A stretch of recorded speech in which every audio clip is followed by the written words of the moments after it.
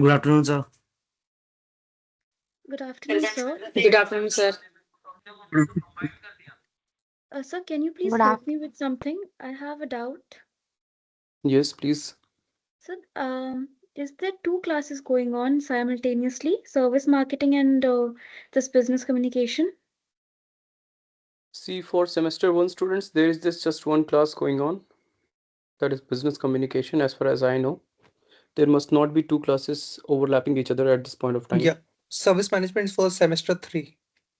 Yeah, Okay, because as soon as I'm clicking over the link, I'm you being must have received a redirected to. notification. Yeah, Yeah, I received the notification as soon as I clicking on that link, it is redirecting me to that another class of service marketing.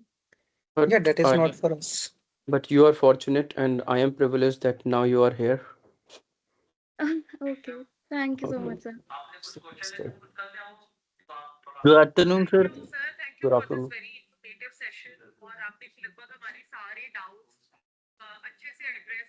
Okay, just hold on. I'm just trying to admit the ones who are trying to join. Anandji, can you help me join? Allowing everybody to join because बार-बार मुझे join करना पड़ रहा है, join करवाना पड़ रहा है.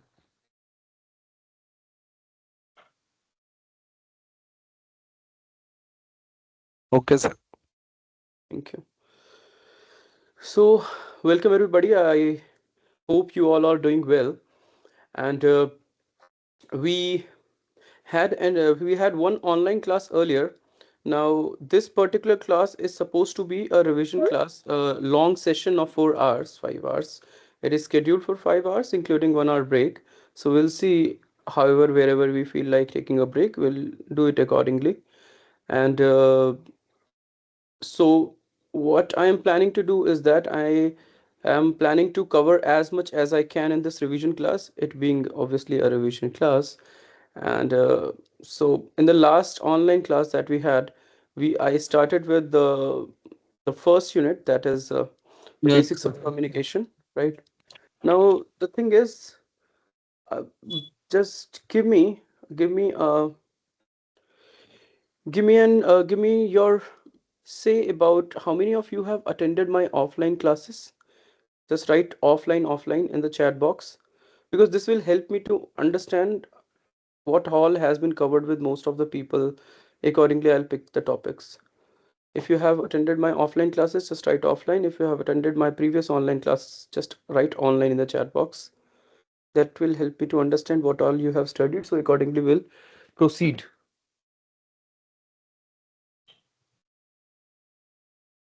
I'm waiting for your response. So as soon as you respond, we will continue. Offline one class only, first class hybrid.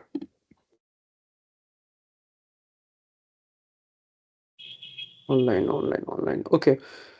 So most of you have attended my online classes, offline a few. Okay. Now, those who have attended my online class, did I finish the first unit completely or were some topics left? I guess there were last few topics which were left. Let, sir. Yes.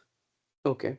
So what I'm going to do here is that we'll quickly start with the very beginning from unit 1. I'll take up those topics which I discussed in the online class very quickly, and then we'll keep on proceeding. I hope this is fine with everybody. Yes, sir. Yes. What about others? Yeah, If it that's is all right. okay with everybody, give me a thumbs up in the chat box. That would also help me to know that all of you are active. We are a population of what, around 90 some students. So give me a thumbs up in the chat box so that we can start with unit 1 itself, if you all agree. Okay, all right. So allow me to present my screen so that I can. And anytime you feel like complete yourself. Anytime you feel like taking a screenshot of anything that is there on my screen, please feel free to do it. I'll share the study notes, but I will not be able to share the PPT. So feel free to take a screenshot.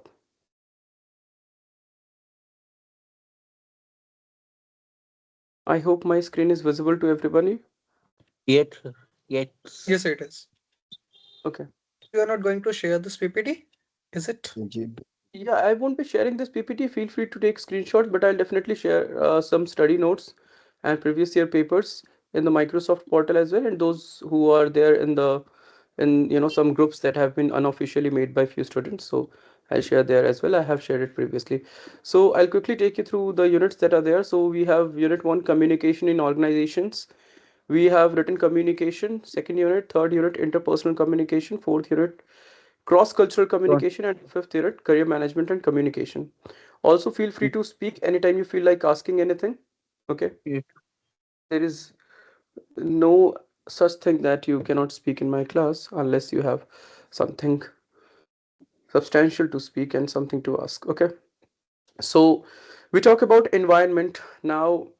It is winters. We all must be sitting at the comfort of our homes, and we are using technology to communicate here. We are doing an online class.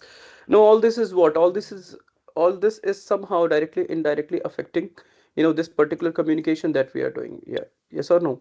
So the Yes. communication that happens, it is guided by the environment around it, the factors that make something feasible, make something not working. So all these constitute something's environment, right?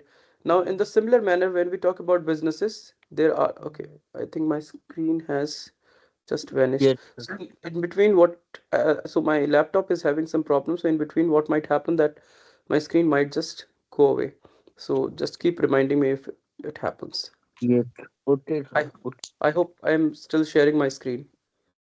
Yes, sir. Okay. So there are these internal and external sir factors that, yes, sir हमारे पास नहीं आ रही है आपकी चीज़। Screen नहीं आ रही, अभी आ रही है? अब आ रही है सर, अब आ रही है। ठीक है, ठीक है। okay. So there are अब आ certain रही है। okay, there are certain internal and external factors which play a role in constituting the environment of a business that run any organization. So when we talk about internal factors, it may be about the things that are directly related and connected with the business, with the organization. So internal factors may be employees, customers need, demand. External factors may be, let's say the government changes some legal policies related to the type of product that you are making, may be related to the GST bill, something like that. So those are external factors. You don't have control over it as part of the ठीक। organization. So those are external factors. अच्छा। All these internal and external factors constitute to form business environment. Okay. Now moving ahead, here are a few definitions on your screen of you know business environment. So I'll just read one of it and we'll explain it to you. The total of all things external to firms and industries that affect the function of the organization. So any organization can be affected, supported, and the functioning may also impede. So these are different factors which affect the functioning of that organization. Hence, these are known as business environment. Now, moving ahead, the other term that is there, which is communication. So, communication, the very word is derived from the Latin word communicare, which means to make common, to share, or to part away. Now, right now, I'm parting away with the knowledge that I have. And what am I doing then? I am communicating with you. So, all in all, we can say that communication is is a process of sharing your thoughts, ideas, emotions, and feelings, right? Now, when we talk about communication, there are two parties, right? There is a sender, there is a receiver. Now, when we talk about communication, we need to understand that there is a flow of message. Now, the flow of message can be from sender to receiver, receiver to sender. Now, if it is just from sender to receiver, then it is called one-way communication, but only when there is no response expected from the receiver. So, for example, let's say government issues a notice to all the organizations about certain change in work policies that all organizations need to follow. Now, there the hmm. government is not seeking your suggestion, they are not seeking your opinion, they are not seeking your response to it. So that's a one-way communication. One But way let's come. yeah, one-way communication. And let's say when your boss you know sends you a notice wherein the agendas for the meeting for a coming up meeting has been shared and have been shared, and they he or she has also sought some of the agendas from you. Now you are expected to respond. Now that is a two-way two communication, way if you will. Come. ये sir. uh, you can mute yourself in case you are just taking notes. या अगर कुछ पूछना होगा तो आप unmute कर लीजिएगा. Ashmit, I guess. या नहीं, Okay. अश्मित नहीं. या Ashmit. Now, here are certain other definitions of business communication. We'll just look at one. You can read the others. So, business communication as a system that affects change throughout the whole organization. So, what happens is that communication is very fundamental to the functioning of any organization. Hence, one cannot evade it. Now, when we talk about communication, it is also important to understand communication cycle. Here are different elements of communication cycle. And why do we call it a cycle? Because it's a cyclic process. We start from the sender. If you can see my cursor here, we start from the sender. The message is formed. It is sent to the receiver. Somebody is okay. It passes on to the receiver. The receiver sends a feedback. Now we'll understand each and every element one by one. Okay.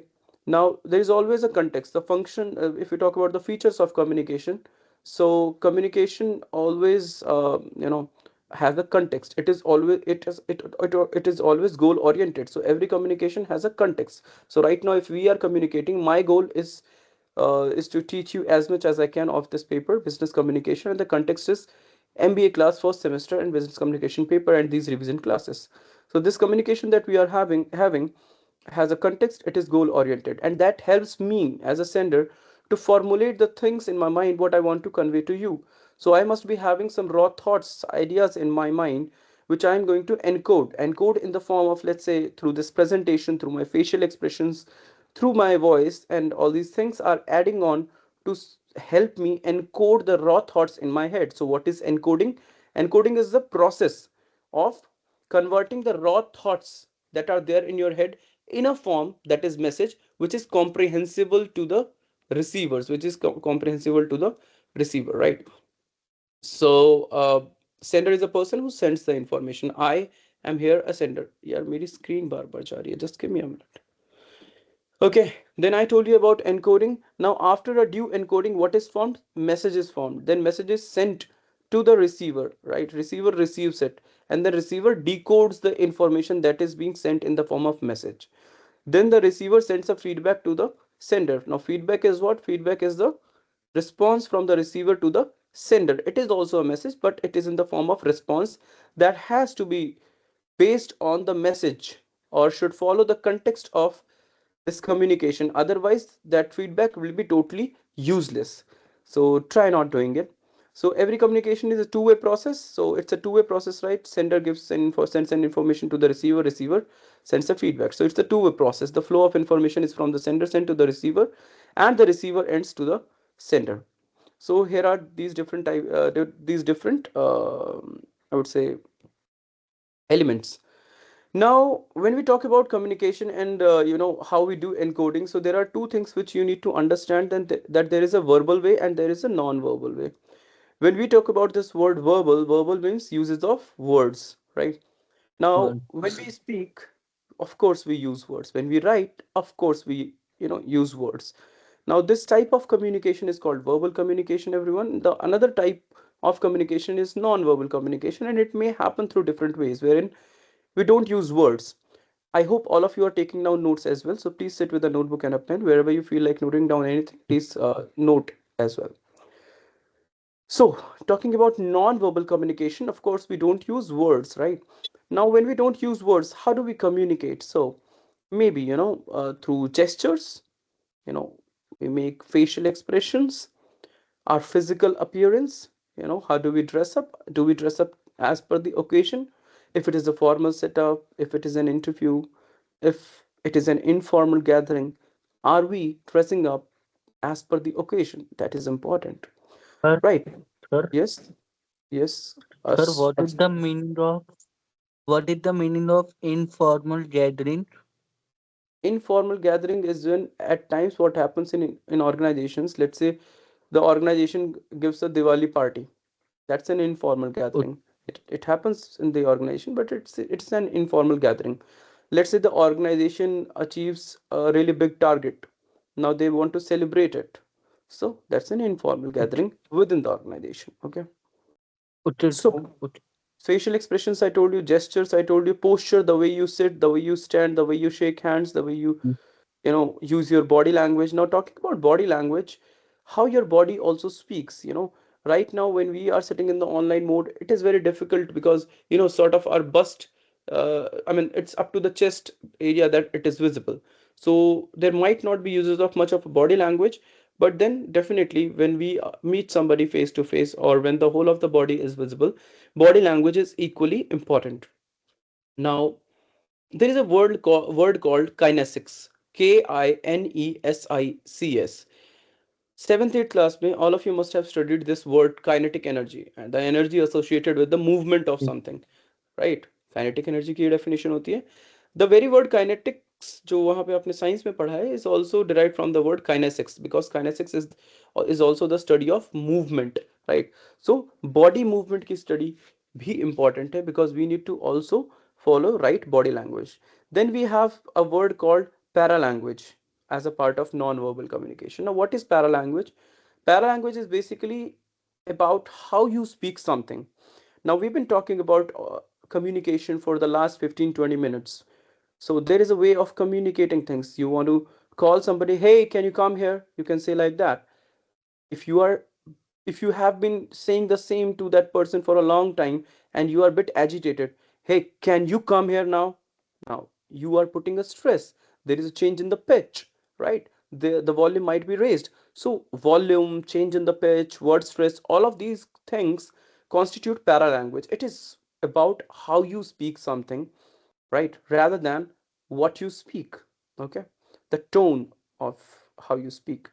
So apart from this, we have oculics. Oculics is basically how you use your eyes to speak. So, eyes also speak a lot, whether or not when you are in a meeting, you are meeting the eye of the person. So if you are sitting in an interview as an interviewee, and if you are keeping your head down, eyes lowered, that would tell the interviewer that you might not be serious, you might not have enough knowledge, you might not be confident, and you might lose the opportunity of grabbing that job. So when you speak with somebody, try looking into the eye of the person and then communicating with the eye as well.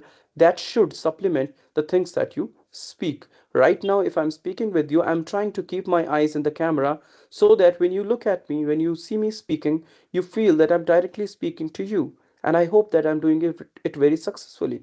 I hope that you are not feeling in a way that I am looking here and there, I'm looking too much into the PPT, or maybe, bit distracted or looking down, right? I hope you can feel that. Yes, Laiba, do you have a Sir, question? sir, Yes. is there any chance your screen is freezed or you are not No, my screen showing is that not slides? freezed. My screen is not freezed. There are no slides for this, so don't worry. I'm taking care of that. Thank you Yes, so sir. much I for thought being your concerned. screen It your is totally screen fine. freeze. I thought Thank you that as for well. that. Shows that you are attentive. Thank you so much for pointing out, but it is not freezed. Be assured. It's good that you are vigilant. Okay. So that was about oculics. Oculics also, when we talk about eye contact, there is a 3:8 formula. So when you speak with somebody face to face, should you should make the eye contact more than 3 seconds and less than 8 seconds, right? So try following this formula. Then we have something called chronomics, how you use time. So if, let's say, I just have 2 hours and you know, I have to discuss with you a lot of topics. So I am going to squeeze my content that I'm going to deliver to you. And I'm going to squeeze that. Why? Because I know that I have limited time. So I will try to mostly point out on significant things that are important, and I'll try to avoid the things that are extraneous or maybe not very important, right? So these are a few things in nonverbal communication that you need to keep in mind. There are others as well, like inflection. So for example, when somebody, so we'll try to understand it in cultural communication. So, if you have somebody coming from a different cultural background, speaking a different language, so there are chances that, you know, that person may just have a different tone. So for example, Arnav, if somebody is from Bengal, it is usually that, Arnav becomes Ornav. So there is this inflection, extra sound that is added in the pronunciation. So similarly, there are other non-verbal ways of communication as well. So this was about communication cycle, verbal, non-verbal ways of communication, and I hope till now everything is clear. So I'll take 2 minutes out for you people. If you have any doubts, please let me know. Otherwise, from here we'll move forward. Yes, I am open for your doubts. in case there is anything that you would like to ask. Please feel free.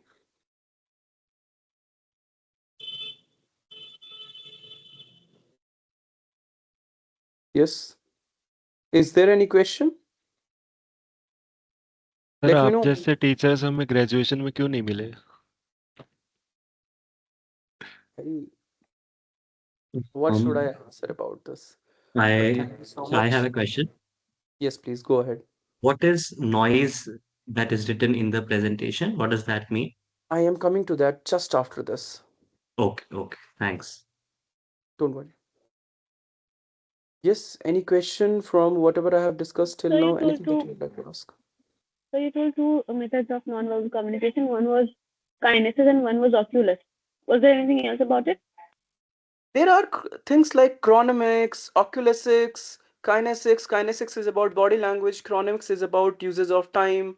Oculesics about how you speak with the eyes.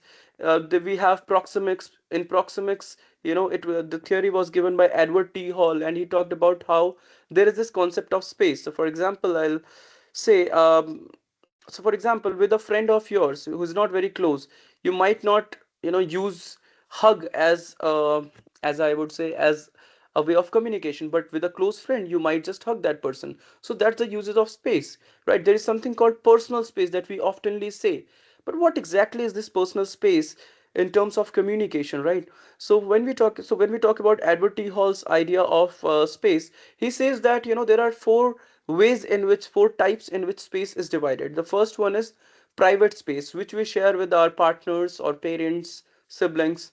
Then there is something called personal space, which we share with our close friends. There is something called social space, which we share with the acquaintances, some other people who we are not very close community with. Sorry? community के साथ social That is public space, जिनका public आपसे कोई ऐसा association as such नहीं है. You just meet them randomly, so most of you don't know each other, so you are in a public space. But eventually when you people, let's say, start meeting each other, start acknowledging each other's presence, so then you may form a social space. When you people make friends, close friends amongst yourself, let's say Jinesh और अश्मित अच्छे दोस्त बन गए.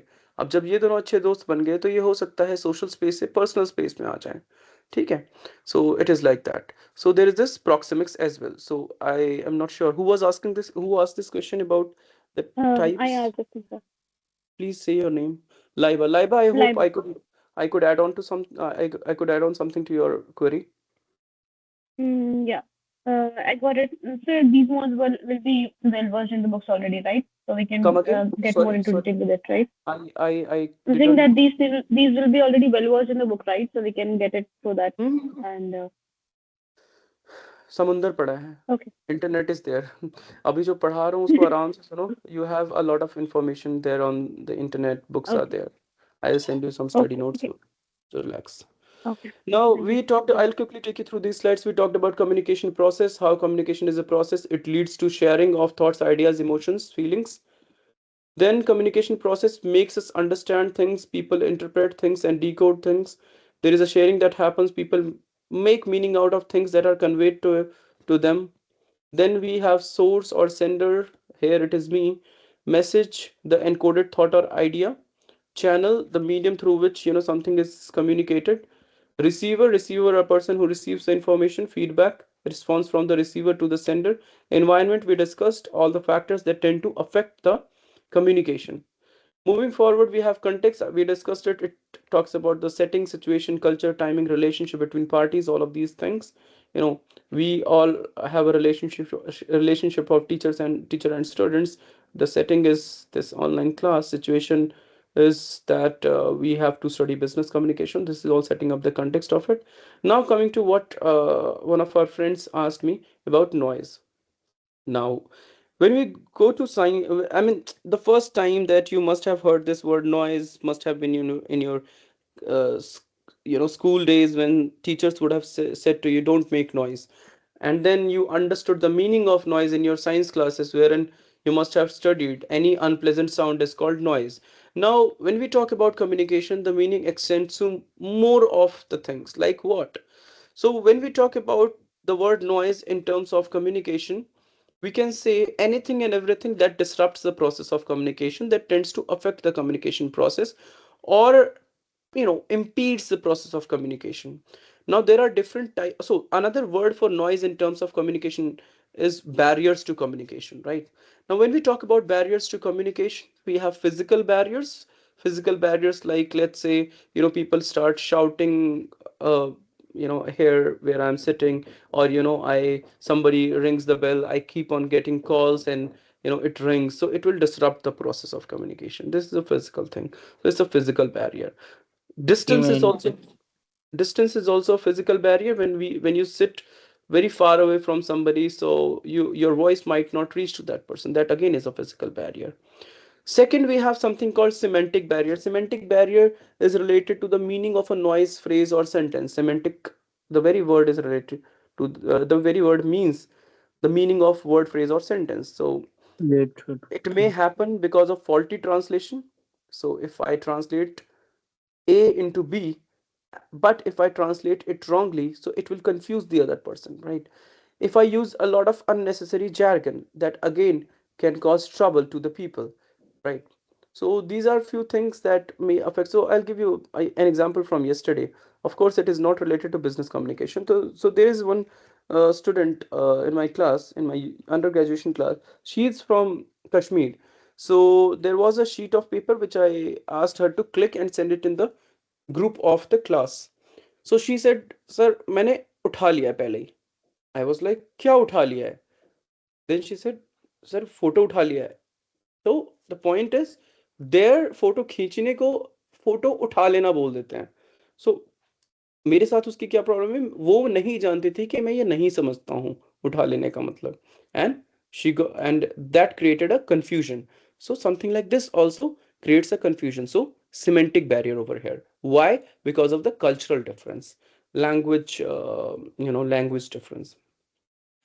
We have something called a psychological barrier as well. How your mental state also affects the communication. So if you are really sad, so you might just not feel like speaking with people, or you might miss out on something. So if I am, let's say, sad today, if something wrong must have happened with me, I'm not really feeling good, so the way in which I would communicate with you, that might be affected. So the whole of the goal of this class might be also affected.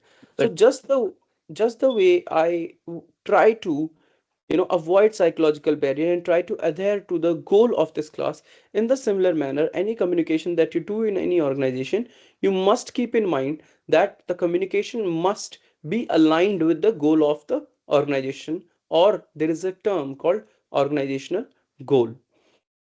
Then there can be premature evaluation. So if you judge a person beforehand, you evaluate that person's personality, and then you communicate with that person accordingly. So what have you done? You have created a filter, and you communicate with that person through that filter. So that affects the things that you communicate, the things that you communicate to that person. And when that person communicates something to you, so you might not take it very seriously. So the whole goal of the communication might also be affected. There can be prejudice. If you don't like your boss, so you might not feel like listening to that person. But and in that case, if he or she has something really important to say, you might not be able to understand it well. So that again is a psychological barrier. We have something called mechanical barrier. Mechanical barrier is related to machines. So for example, you must be using your devices, mobile phones or laptop जिससे आप पढ़ रहे हैं, and let's say internet चला गया, इस device में कोई प्रॉब्लम आ गई. सो क्या हो रहा है, जो आप मशीन्स यूज कर रहे हैं उससे रिलेटेड प्रॉब्लम है. So this is what mechanical barrier, right? So these are not all, but few barriers, few things which comprise as the noise, something that may affect the process of communication negatively. So this was all about barriers. Now these barriers, in a comprised manner, you know, cause trouble and may lead to miscommunication. Now, what is this word miscommunication? So the word miscommunication means that when the intended idea is not communicated well to the receiver, one, two, or the intention with which the message was conveyed is not decoded in the same manner and is comprehended by the receiver. So that causes a problem in communication, that makes that communication a miscommunication. So this was about miscommunication and barriers to communication, or we can say noise. If this much is clear to all of you, can I get a yes in the chat box? And if you have a query, feel free to ask me so that we can proceed ahead. So one question that you mentioned about a barrier in which like difference in the Sorry? hierarchy of individuals communicating, and then they apply a filter before, like in their communication. Liba, slowly. Tell me again. Yeah, I'm saying that you mentioned about a point where there's people like when the people from different hierarchies are talking, and then they apply a filter in their communication, It is, and it that is, cause it is. You want me to give an example? no. I'm talking that under which head it's actually specified. Like you talked about multiple categories of I don't noises. So one was semantic, one was psychological, and then which one under this goes? When it is a problem related to hierarchy, so there is another barrier which is called organizational barrier. I'll give you an example. So see, every organization has a hierarchy. When we talk about hierarchy of any organization, there are three categories of people. One is called superior, the other is called subordinate, the third category is of peers. So somebody under who other people work, that person is called a superior to the other people. Somebody who works under the other people, follows the instruction of the other people, Subordinate. submits the report, is called subordinate. Then peers are the people who work on the same level. Now at times what happens, see, in organizations things have to follow a protocol. Now if there is a hierarchy of 7 people, the person on the lowermost level, if that person has to communicate something to, let's say to the topmost person, now that information will have to pass through each level and then would reach the first person, the topmost person. Now that may take a lot of time. Now if that's particular communication which this lower level employee is trying to communicate to the topmost employee, so that the whole of the message would get delayed. Now this may again be considered as a barrier, called as organizational barrier. Okay, so related to hierarchy, there is this organizational barrier. Sir Okay. Hmm. Sir एक बार mid communication का meaning बता दीजिए mid communication भाई, the word miss is a prefix that is attached to communication. आप किसी भी English में शब्द के पहले प्रीफिक्स जब लगाते हैं miss, that shows the contrary of it, right? The other negative side of it. In the similar manner, when the things that you want to convey as a sender to the receiver in a particular manner with a particular intention, if the receiver does not understand it in the similar wavelength, or the whole idea is not communicated to that person, then that causes miscommunication. Okay sir okay thank you Okay, Ganeev has written, would it be possible for you to discuss the case study question with us, Marga? I will definitely share it. I am going to discuss the question paper as well. Don't worry. I'll do that. Any other question, or shall we move ahead? Sir, Okay. I have a question. Yes, Muskan. So, suppose like I'm scared to speak in front of everyone. So this is Hmm. also kind of miscommunication, or we can call it as a barrier, you know? It, Like it, I Polo, like polo. I can't ask my question to you, and I just keep it to myself, and due to which the concept is not clear and the doubt is to myself. So this could be considered as like some like barrier, personal or physical barrier. See, ultimately, if this is a communication that is happening wherein I am teaching you something, you are studying from me, and related to this particular class that I am doing with you, if you have a question and if you are not giving me the feedback rightly, सो वो जो feedback वाला aspect था communication cycle में, वो कहीं ना कहीं affected होगा. सो डेफिनेटली कम्युनिकेशन का जो गोल है वो अचीव नहीं हो पा रहा है सक्सेसफुली. सो कम्युनिकेशन एक मिसकम्युनिकेशन बन सकता है, particularly for you, right? Because you are apprehensive about sharing the queries that you have in your mind, and because वो queries आप नहीं share करोगे, so आगे जाके उससे related if we are going to discuss something, then you might not understand those things as well. So overall जो मेरे communication का goal है आप लोगों के साथ next 4 hours में, वो कहीं ना कहीं आपके लिए particularly affect होगा, hence few things might be miscommunicated to you. And I mean, it's not always the sender who is responsible. It may be the receiver as well for miscommunication. Okay. Okay, I guess with this we can move forward. So we just talked about barriers to communication. Now we'll be talking about this effective communication. Now, when we talk about effective communication, the whole idea of effective communication is totally opposite to miscommunication. When the intention with which the sender sends a message to the receiver, that intention corresponds with the goal and fulfills the whole idea, whole fulfills the goal of the communication, then that is called an effective communication. So how does effective communication happen? So there is this idea of 7 C's of communication, which we must follow so as to make our communication effective. Now it starts with completeness. Then we have conciseness, correctness, concreteness, clarity, coherence, and courtesy. We'll try to understand each of these one by one.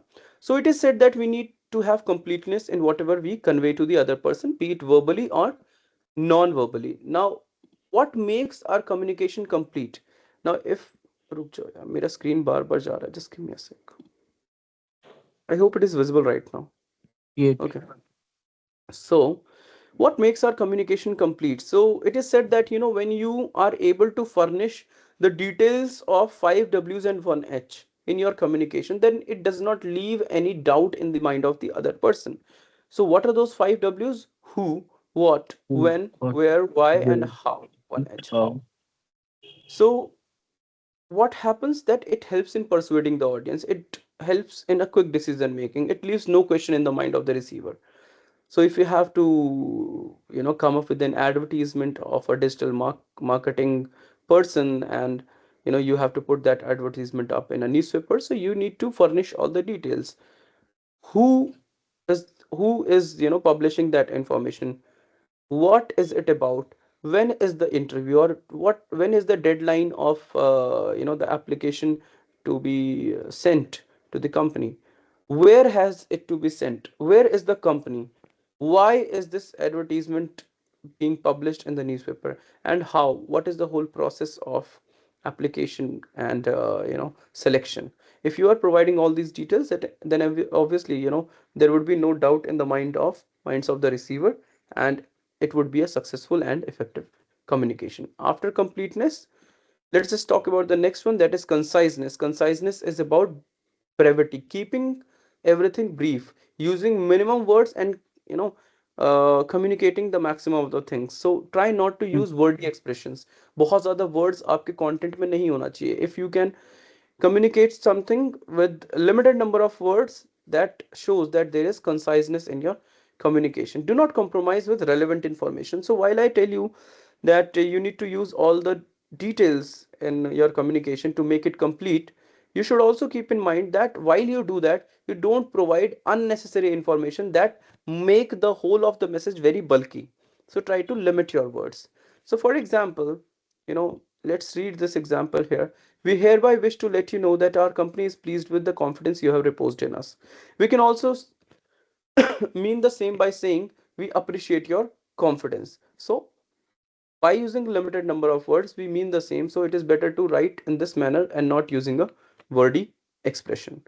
After conciseness, we have correctness. Now, if you just look at this little image that we have here, one is let's eat grandma, other is let's eat comma grandma. Now, in the first one, what is happening? You are eating the whole of grandma.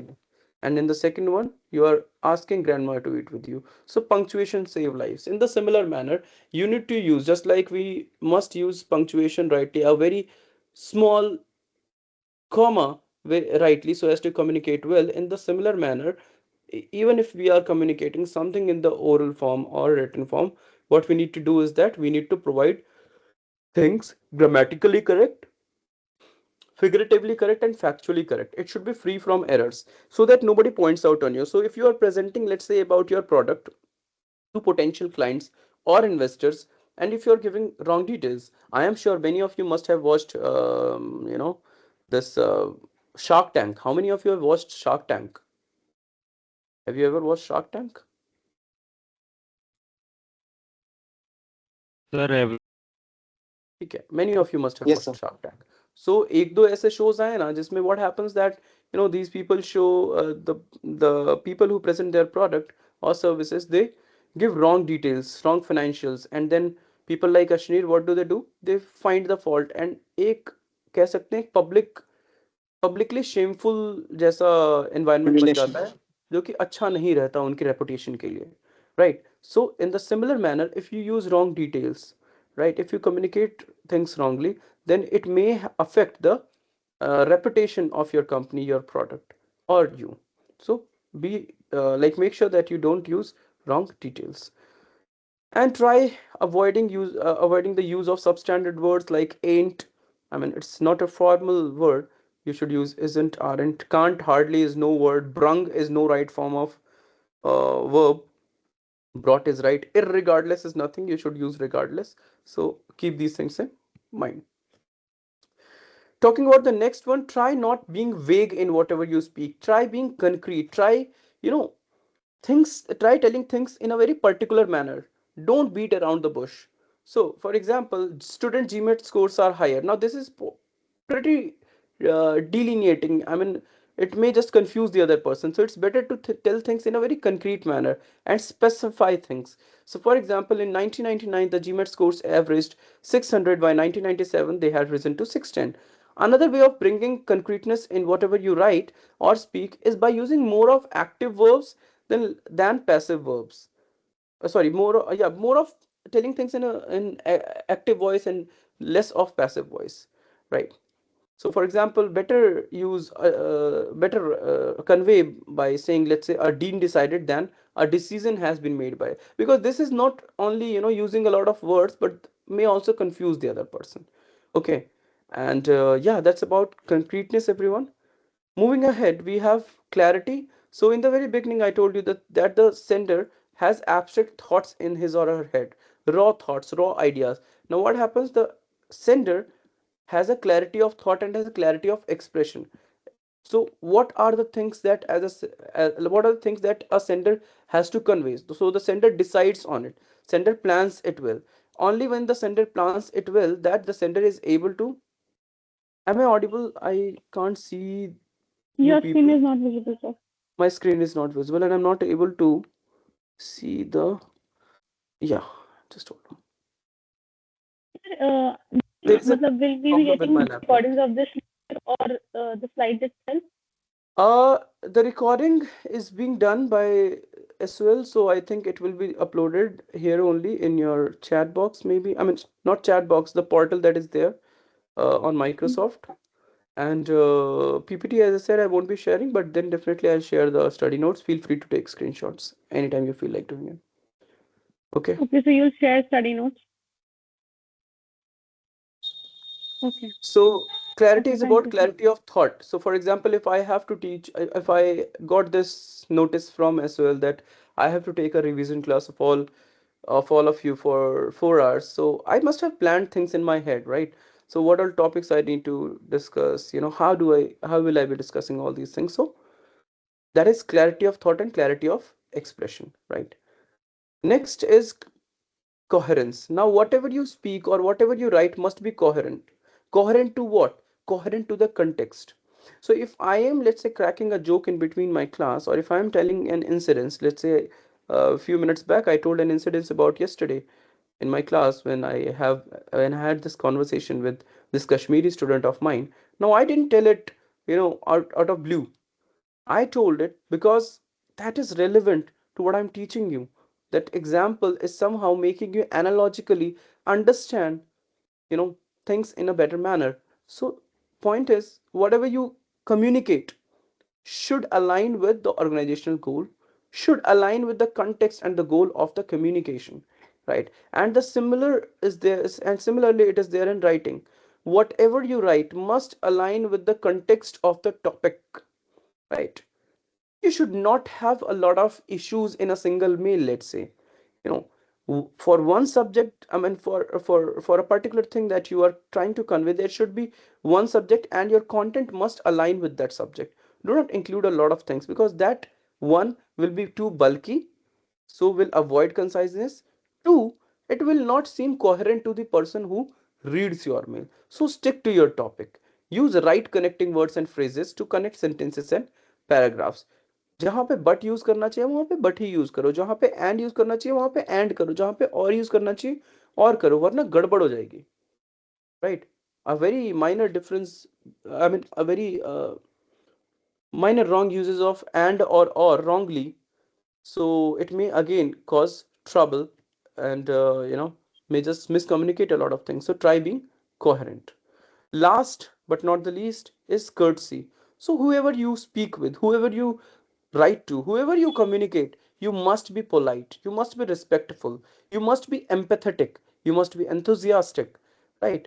Try not being offensive. Try not, even if you are angry, even if you have to complain, or you're not happy about something, so try using the words in a right manner so that the other person does not take it as an offense, so that the other person does not feel bad about it. You can still convey the message even if it is a complaint, even if it is a blame, by using right words. Most of the conflicts happen in any relationship, be with your parents, friends, or your partners. It is because of how you use your words wrongly. Okay.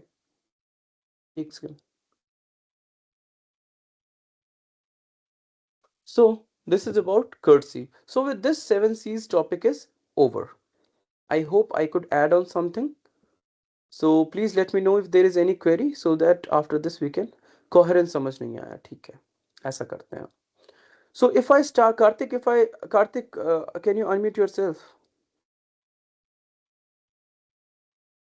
Karthik, if it is possible for you to unmute yourself, please do. Otherwise, even it is fine. I mean, there must have been times when you must have, I mean, there must have been times in your school days as well or in your college days when your teacher might have, said, talked about a story that might not have been relevant to what the teacher must be teaching. Now, in that case, one, you would get bored. Two, you might not be able to associate. Some of you might also say, "Yeah, कहना क्या चाह रहे हैं मतलब how is this thing related to the topic?" ऐसा आता है ना? क्यों आता है? Because it is not coherent. One. Two, well, let's say you write down something. So you write down things in paragraphs. Let's say there are 5 paragraphs, right? So the first paragraph must be related to the second paragraph. The ending of the first paragraph, the last few lines of the first paragraph must be related to the first line of the paragraph, because it cannot be totally incoherent. पहला paragraph दूसरे से related हो, दूसरा तीसरे से हो, तीसरा चौथे से हो, चौथा पांचवे से हो. So there will be a flow. If I would start teaching you cultural communication without discussing all of these things, basics of communication, then what would happen? It will be incoherent to you. This is coherence. Karthik, I hope I could make you understand. Yes, is there any other question? Do we have Sir, more can you questions? please explain Please explain concrete? coherence again. And what is the other question? Concrete. Explain coherence again. Okay, coherence again. I'll give you another example. I have this phone. Achha, it's not. I have this phone, and if I have to, let's say this is a phone that my company has, come up with, and if I have to seek investment from some potential investors. Now, if I start talking about how this phone is very optically sensitive, takes care of your eyes, and then I start talking randomly about how eyes are important, how start exaggerating what many doctors have said, and I just add more and more and more and more information, which after a time the information seems redundant. One. Two, or it seems to you that यार ये तो related ही नहीं है. Come to the point. जब वो वाली feeling आ जाए, that means it is incoherent. So whatever you communicate, it must stick to the topic. It must be relevant. It must adhere to the context or the goal, right? So that is coherence. I hope now you have understood. Yes. Okay. Now somebody asked concreteness. Who was it? Can you just unmute yourself? Yes, sir. Charlene, I hope I'm answering you. I'm speaking your name Yeah, that's rightly. correct. Yes, Charlene. Charlene, I have a question to ask you. I'm giving you two cases. Tell me which case is better. Stay unmuted. It is fine. Charlene, who Mhm. is your best friend? Tell me your best friend's name. It can be Kajal. Can be Kajal. चलो ठीक है. Now, Charlene, case one ये है. Kajal comes to you and says, "Hi, Charlene. I went to a nearby mall today, and I liked an apparel there. Let's go and buy it someday." This is first case. Okay, Charlene. Now the second Mm-hmm. case. Kajal comes to you and says, "Hi, Charlene. I went to Phoenix Mall on MG Road today. I liked a dolphin pen. I liked the jewelry." Devendra भाई भावनाओं पे नियंत्रण रखो यार. Okay. So, Charlene, second case. Yeah. So, Kajal comes to you and says that, "Hi, Charlene. I went to Phoenix Mall on MG Road today, and I liked a necklace with a dolphin pendant on it. Let's buy it. Let's go and buy it this evening." Now, Charlene, case one और case to, किस case में आपको काजल ज्यादा पसंद आएगी, बताएं. I think both of Charlene. them look quite similar. Okay. So should we ask it to the public? Okay, now this question is for everybody. What do you think? Which one is better, case 1 or case 2? Please write in the chat box. Case 1 or case 2?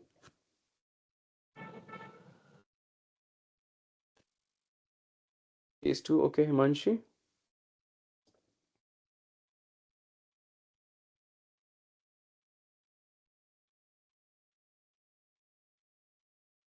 Okay, so most of the students have written case 2. And why so? Because when we talk about case 1, things were not particularly told. Things were not told in a manner that Charlene would understand. Charlene के दिमाग में सवाल आएगा, यार कौन से mall गई थी, ये तो बता. अच्छा, फिनिक्स मॉल एक तो यहाँ पे भी है, एक यहाँ पे भी है, इनमें से कौन सा फिनिक्स मॉल? जैसे पैसिफिक मॉल दिल्ली में बहुत सारे हैं, कौन सा वाला पैसिफिक मॉल? ये ऐसा क्वेश्चन आएगा. और क्या सवाल आ सकता है?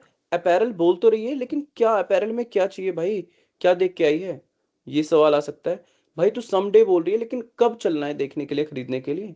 सो to avoid all these things, second case में क्या हुआ, things were specified.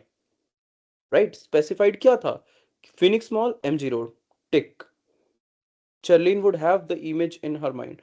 Two, jewelry, pendant लगा हुआ, dolphin pendant, tick. Third क्या था कि this that you are going to go with her this evening. Okay, so when things are specified particularly to you, you are able to make a sense of it holistically in a better manner. So that makes your content concrete. I hope, Charlene, now you understood with this example. Yes, sir. Thank you.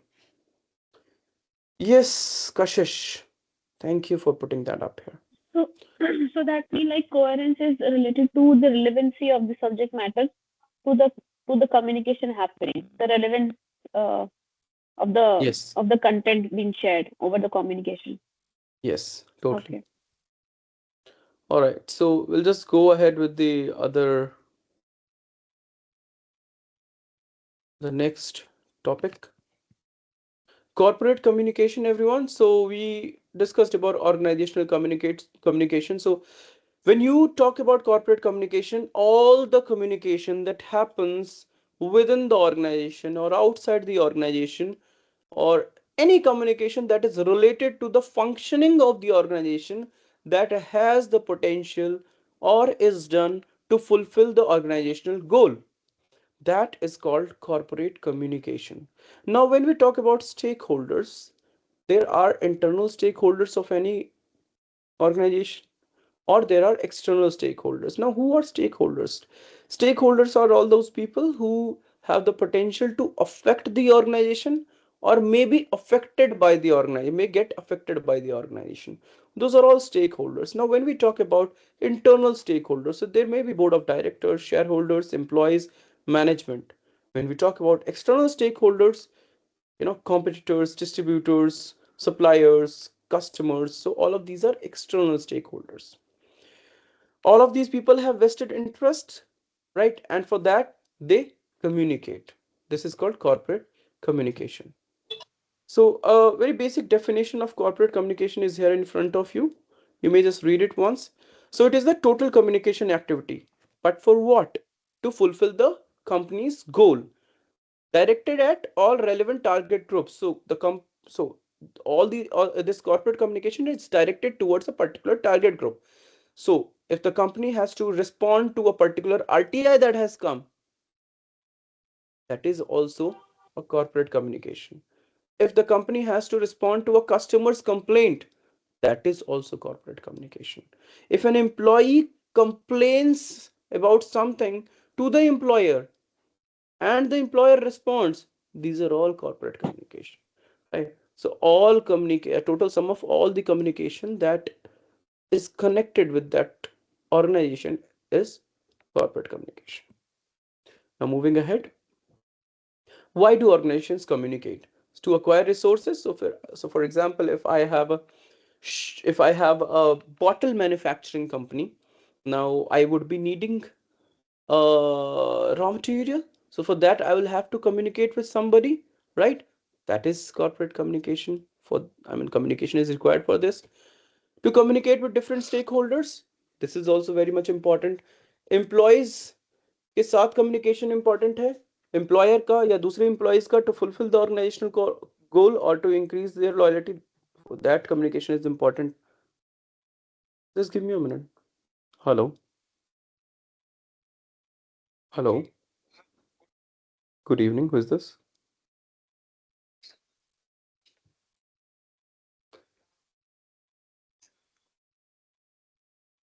बच्चे बच्चे बच्चे give me a call around 9 today, ठीक है? और better सुनो give me a call tomorrow around 3 p.m. ठीक है? ठीक है ना? Okay, bye. I think the screen has gone. I'll just put it back. Yeah. So the environment is influenced with the help of communication to retain the license, improve the image. So all these are the things, not all, but few, for which organizations need to communicate. Now, please look at this table. Now, when we talk about organizational communication or corporate communication, there may be vertical and horizontal communication, there may be internal and external communication, there may be formal and informal communication. We will understand all of these three one by one, though I have discussed these indirectly. Do you all remember when I discussed about superiors, peers, and subordinate? Do you remember these terms? Yes, everyone? Yes, sir. मैंने discuss किया था ना अभी superior, subordinate, and peers. Now, Yes, who are sir. superiors? Superiors are the people Yes, under sir. who other people work. Now, job क्या है फिर superiors का? To instruct, to command, to take reports, to suggest, not suggest, to command basically, and yeah, to set up targets.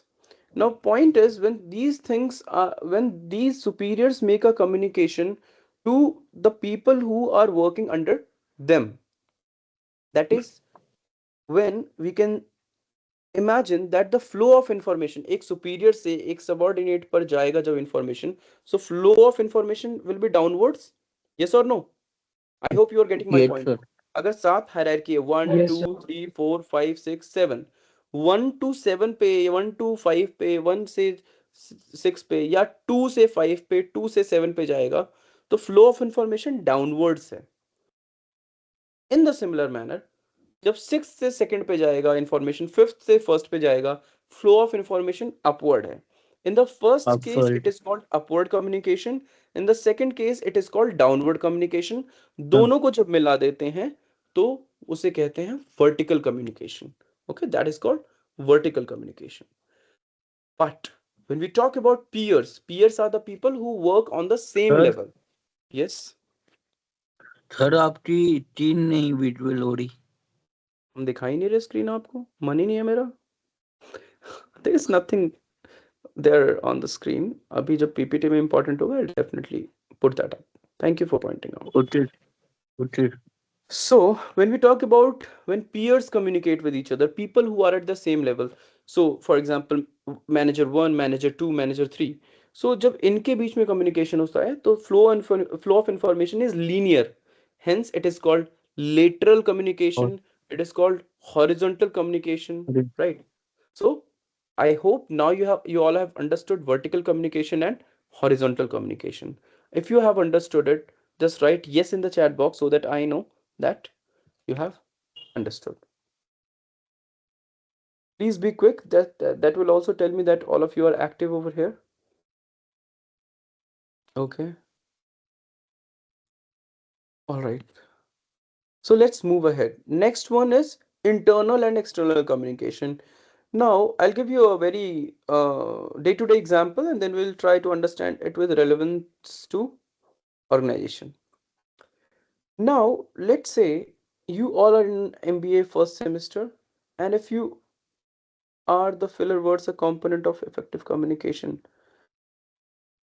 See, if you are not really confident about a particular topic, I think that's when we most oftenly use filler words. Now, one can't say that it makes the communication effective. There is definitely a problem in the uses of language or in the lack of information that you use filler words. So, obviously, that is done to make the communication more effective than how it would have been if those filler words would not have been used. But obviously, it does not, I mean, it's not a really component of effective communication. It is done to, support the communication that you are doing to somebody. I hope Ganeep, your query is answered. So internal and external communication. So for example, you are semester 1 students, you are asked to arrange a workshop on, let's say, communication. So you will have to communicate amongst yourselves. So that will be internal communication. You will have to find out a resource person or people who can take that workshop. So for that, you will have to reach out to people outside this organization. So that is external communication. Now I'll give you an example from organizations. So if I have to sell my product, so I need to design marketing campaigns and uh, you know let's say come up with advertisements and all. So all the designing process that would happen, जो मैं अपने ideas जो हैं अपने colleagues के साथ discuss करूंगा, अपने सीनियर्स के साथ डिस्कस करूंगा, उनसे अप्रूवल लूंगा, all this communication is internal communication. But किसी न्यूज़पेपर एजेंसी को एडवर्टाइज करने के लिए मुझे भेजना है, मेल करना है, that newspaper agency is not part of my organization, hence is external to my organization. So the communication with the newspaper agency will be external communication. Okay. Okay. I hope internal and external communication both are clear. Now comes the last one, that is formal and informal communication, everyone. The formal communication is done with anybody with who you share a professional relationship. So your communication must be in that manner, your tone, your choice of words, your physical appearance, your facial expressions, your gestures, right? All of these things should align with the professionalism. Now, informal communication, if you don't have a professional relationship and the communication has to be done, that is informal communication. But there is a thing sir that, yes, please. Sir informal से example जैसे light मतलब fan chain related Sorry. Friends and relatives. Informal. Yeah. Okay, Ashmit. Yeah, friends and relatives. Another example, how informal communication also happens in organizations. Now, earlier I was talking about that, if your organization, celebrates Diwali and they organize a Diwali party. Now, the organization is arranging the party for all its employees, but anything that you communicate in that office party should not be, a formal communication, because it's an informal gathering of all the people. So that should be also taken as informal communication. So informal communication may also happen in organizations. Okay. Sir, another Please. example can be canteen gossips. Definitely, but इसमें एक point है, इसमें ये point है ना कि ठीक है, मतलब इनफॉर्मल कम्युनिकेशन होते हैं ऑर्गेनाइजेशंस में, but the thing is, do informal communication support the organizational goal? What do you all think? This is my question to all. Do you think informal communication has any role in supporting the activities of the organization or in achieving the organizational goal? What do you think? Just write yes or no. Do you Yes. think it supports? Write yes in the chat box. If you think it doesn't, write no in the chat box.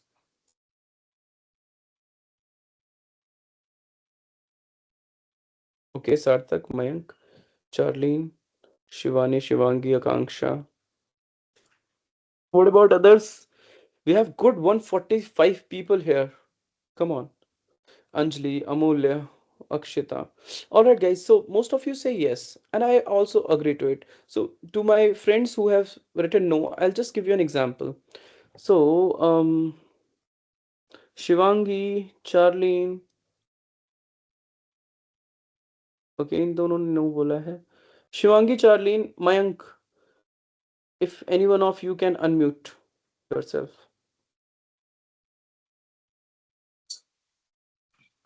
Okay, Mayank, I think we're here. Mayank, let's take an example. Mayank, let's say you are in an office meeting. Do you work somewhere, Mayank? Yes, sir. Mayank. तो office meeting में हो Mayank, और your girlfriend calls you up, keeps on calling you. Why are you not responding? Why are you not responding? Why are you not responding? And now you are into your phone. And while you are into your phone, you, let's say, miss out on certain things that are being spoken in that meeting. Okay?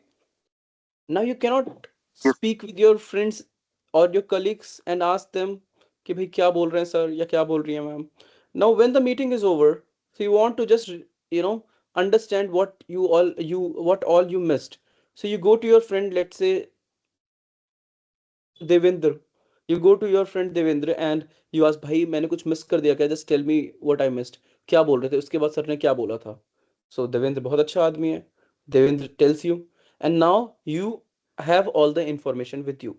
Now later, if you have to fulfill a task where all those things that you had missed earlier, you know, that is important. Now you gained it all through Devendra, right? So you'll be in a better position to fulfill that work. So has it not helped you, because आपका देवेंद्र के साथ informal communication हुआ, जहां पे देवेंद्र ने आपको बताया. तो वो इनफॉर्मल कम्युनिकेशन इस केस में कहीं ना कहीं आपको सपोर्ट ही कर रहा है ना, to fulfil your organizational goal. So there are times when informal communication also helps you to, you know, achieve your organizational goal.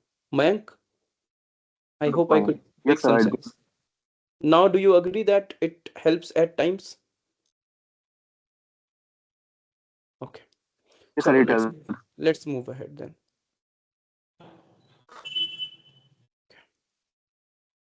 Sir, I have a doubt. Yeah, Tarun. हाँ जी सर. Yes, Tarun जी बोले. Sir आपने उसमें क्या corporate communication में एक example दिया था कि एम्प्लॉयज को कोई कंप्लेंट हो तो वो एम्प्लॉयर्स को देते हैं और एम्प्लॉयर्स उसका फीडबैक देते हैं उनको.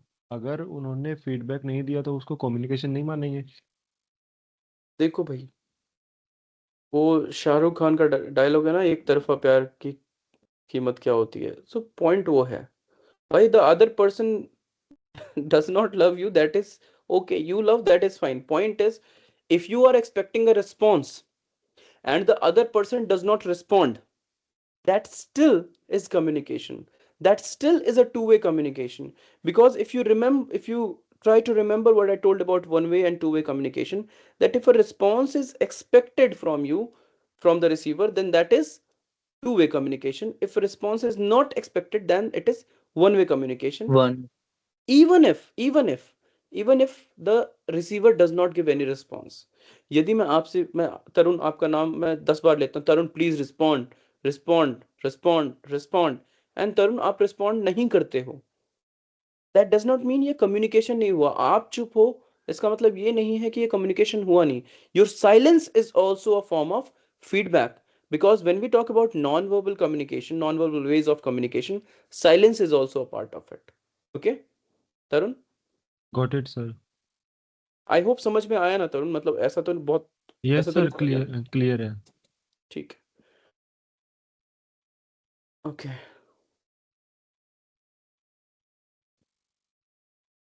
I hope my screen is visible again.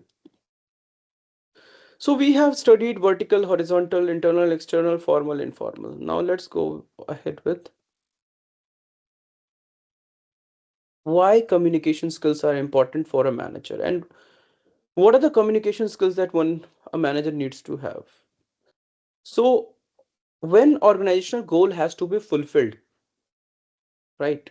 So for that, people are chosen. Who should the employer rely on? Who should the employer give that work? What work should be given to who? So for that, communication is required. If you have good communication skills, so people would rely more on you. Your employer would have more faith on you. You will be a better person to fulfill the organizational goal. Now, if you have good communication skills, you will be in a better position to understand the nitties gritties of the organization, intricacies of the organization, the fundamentals on which the organization is running, and you'll be in a better position to fulfill those organizational goals. Then establish and maintain trust in the organizational leadership. For this also communication is important. As a manager, if you have good communication skills, your subordinates would have trust in you. They would see you as a leader, right? And if there is a change that has to be made, so for the initiation and the management of it, if you have good communication skills as manager, that would help. Now leave it. Leave it. Come to functions of corporate communication. Now here are a few functions of corporate communication. We have already studied internal communication. We have PR, everyone. We have communication during crisis. We have marketing or client communication, customer communication. Let's study all of these one by one. Now, when we talk about PR, all of us must have heard this term a lot of times, Public. right? PR is public relations. Now, in most of the companies, there is this PR team which looks after the development of the image of the company to somehow make the relationship between the company and the customers or the public in general better, to inform and aware the public about any, let's say, new thing that has been done by the company, maybe a new product or service that has been launched. And how is it done? So it is done through press, social media, और in person engagements. आपके press conferences भी हो सकते हैं, interviews conduct हो सकते हैं. But एक चीज का ध्यान रखना है, PR is always unpaid. You don't pay for PR. You organized, you came up with a product, and your CEO has to say something about the product, and you organized a launch event. So उससे related आप एक press release निकालते हैं and you send it to 10 different newspaper agencies, and 5 of them feel like publishing it in their newspaper and they don't charge you for it. That's the work of the PR. With that, what would happen? People would get to know about what you have launched. People would get to know about your product, and that would definitely help in achieving the organizational goal. So, PR अपनी activities करता कैसे है? By organizing press conferences, planning and executing product launch events, drafting and circulating press releases. Press release करते हैं, दूसरे media agencies and channels हैं उनसे connect करते हैं, so that the information can be conveyed to the general public. Always remember that PR is different from advertising. Advertising is paid. You pay for a particular space in the newspaper. You pay for a particular time for which your advertisement would be played on YouTube, on news channels or different other digital platforms, right? So that is advertising. Arey, just hold on. That is advertising. Now media controls the content in PR because you are not paying anything to them. अगर आप एक page का press release लिख के देते हैं, हो सकता है they cut it short to 15 lines, 10 lines. But when you talk about advertisement, you pay for each word, so it is fine. You pay more and they will publish it. So there are other differences as well. These were important, so I just discussed these ones. So finally, we can conclude with this definition by Public Relations Society of America. Public relations is a strategic communication process that builds mutually beneficial relationships. Mutually beneficial relationships कैसे? So the company also benefits when information is conveyed to the public. The public is aware about a new product, has a new option with them, so it helps the public as well. So it is mutually beneficial process. दोनों के relationship जो है वो mutually beneficial होते हैं दोनों के लिए, between the organization and their publics. So this was about PR. Then there is something called positive PR and negative PR. See, the ultimate idea of PR is definitely positive only. Ultimate जो purpose है वो positive है, but then there is something called positive PR and negative PR. When you do PR activities so as to reach out to people to for positive purposes, the idea, the reason is positive. So that is positive PR. आप social media पे कुछ content डालते हैं, influencers को कुछ भेजते हैं so that they talk about your product और सर्विस, राइट. आप लाइव जाते हैं इंस्टाग्राम पे, आप ट्विटर पे कुछ पोस्ट करते हैं, पॉजिटिव पीआर. नेगेटिव पीआर क्या है? जब जो रीजन है because of which PR activity is being done, वो रीजन नेगेटिव हो. सो फॉर एग्जांपल, आपकी कंपनी जो है वो फेशियल क्रीम्स बनाती है, and your creams have caused skin hazards to people. Now people have complained about your product and publicly बहुत ज्यादा आपकी इमेज डाउन हो रही है. उस केस में जो पीआर काम करती है वो नेगेटिव पीआर होता है. ऐसा नहीं है वो जो काम करेगी वो नेगेटिव होगा, बट जो रीजन है जिसकी वजह से पीआर एक्टिविटीज हो रही है that is negative, that is wrong, जिसको करेक्ट करने के लिए पीआर एक्टिविटीज की जा रही है. Hence this type of PR is called negative PR, done to do damage control, to put up an apology message, to restore the image of the company. So for all that is negative PR. I hope Sir, yes. sir, can you append this again, which you have append? What? Negative PR and positive PR. देखो जी, ऐसा है, अगर आपका reason, when the reason for which the PR activity is done, that is positive, then it is a positive PR. If the reason is negative, then it is a negative PR. You launched a new product. Obviously, the information should reach out to the people, to the target groups. Yes. So if you do the PR activities, that is a positive PR. If you already have a product and let's say उसकी factory में आग लग गई, आपके कुछ workers मर गए, ठीक है, Yes. कंपनी की इमेज खराब हुई, लीगल एक्शन होगा, बहुत सारी चीजें होंगी, उससे लॉस हो सकता है, ऑर्गेनाइजेशनल गोल जो है वो कहीं ना कहीं बहुत ज़्यादा अफेक्ट होगा. अब कंपनी की इमेज को इम्प्रूव करने के लिए आप जो पीआर एक्टिविटीज करेंगे वो नेगेटिव पीआर होगा, क्योंकि वो पीआर करने का रीजन क्या है? कुछ ना कुछ नेगेटिव ही है. ठीक है. Okay, Okay. sir. Okay. Fine. Okay, I hope everybody is clear with PR. Is everyone clear with this topic of PR? Sir, I just want to ask one thing. This negative PR is done to shift the narrative of the image that the business has. Is it about shifting the narrative or Yeah. and converting into a positive impact, positive PR? Shifting the narrative is the process, or maybe a minor So outcome. The negative. major outcome is to improvise the image, the tarnished image of the company. Okay. और श्रेष्ठा Okay, sir. जरूरी नहीं है ना कि मान लो किसी company को मुझे डिफेम करना है, ठीक है, मैं 10 लोगों को बोलता हूँ let's post something negative about that company. हमने किया, अब पीआर टीम जो है इस कंपनी की एक्टिव होगी बिकॉज ऑब्वियसली इनका इमेज टार्निश हो रहा है. Now the point is the company is not wrong, but still they have to work on it because due to this defamation they will be at loss of customers, loss of their image, financial loss, a lot of losses would be there, right? So to overcome that, Right. they would have to somehow come up with PR activities, तो वो भी negative PR में ही आएंगे. Okay. Okay. Okay, right, sir. Yes. Thank you. Okay. Any other question, anyone?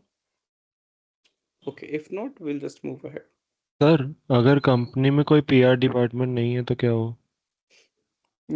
अगर company में कोई PR department नहीं है, देन ऐसे क्राइसिस सिचुएशन में कोई ना कोई तो फिर लीड लेगा ही ना कुछ काम करने के लिए. उसके लिए किसी और को करना पड़ेगा अगर डेजिग्नेटेड पीआर टीम नहीं है तो. ठीक है. Now when we talk about strategies of communication in relation with organizations, there can be situations of crisis in a company. We just discussed कि पीआर टीम क्यों काम करती है.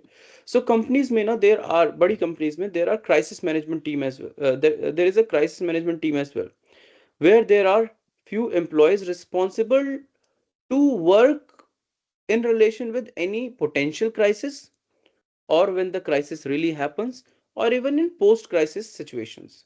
So crisis communication plan बनाना जरूरी है. Crisis communication क्या है? So any communication that is made to avoid crisis, or when the crisis actually comes up, then to you know to work on the image of the company to make things better for that company, that is also crisis communication. Or after the crisis, when the crisis has been dealt with, future में उसके कुछ issues ना और हों, उसके लिए क्या आप इनिशिएटिव्स ले सकते हैं, क्या प्लान्स हो सकते हैं. सो for that, if any communication is made, then that is also crisis communication. Now if we look at the definition that we have here, a crisis communication plan is a set of guidelines used to prepare a business for an emergency or unexpected event. कि भविष्य में कोई ऐसा कुछ ना हो उसके लिए आप प्लान्स बनाते हो, स्ट्रैटेजीज बनाते हो beforehand. That is crisis communication. These plans include steps to take when a crisis first emerges. और जब वो क्राइसिस एक्चुअली में होगा या हो जाता है, तब भी आप जो कम्युनिकेशन करते हो वो भी क्राइसिस कम्युनिकेशन प्लान का हिस्सा है, वो भी क्राइसिस कम्युनिकेशन है. And how to communicate with people and how to prevent the issue from occurring again in future, any crisis of the same kind or a different kind that does not happen, उसके लिए भी जो आपके communication होगी, that is also crisis communication. Sorry. I hope this idea is clear to you. We'll further discuss it in details. Can we have a 5 minutes break? I need water. I need to have water. Just 2 to 3 minutes break. Just need to have water. I hope we all can take a break of 2 to 3 minutes. I guess we started at 3, right? To 1.5. When did we start, by the way? 3 only, sir. He 3, third was 5. So let's take 3 minutes break. We will continue at 4:30. Okay. Okay. If you have any questions, please be ready with your questions, or you can just type in the chat box. I'll take up your questions first, and then we'll continue from crisis Sure. communication. And yes. sir, can you show that slide so that for the timing we can read that slide, like the slide which we just showed after the crisis communication. Okay.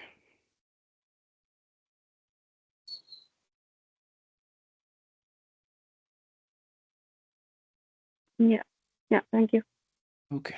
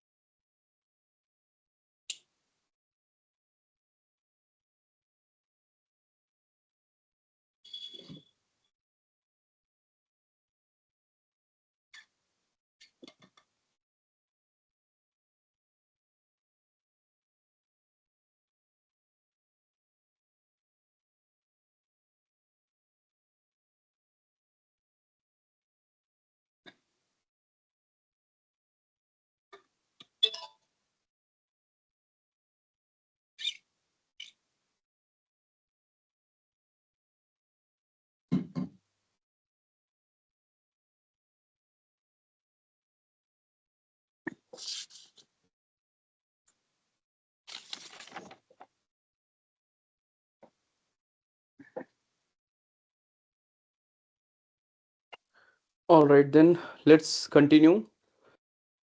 I hope we can continue now. Okay. All right. Now, what are the tips for handling crisis communication?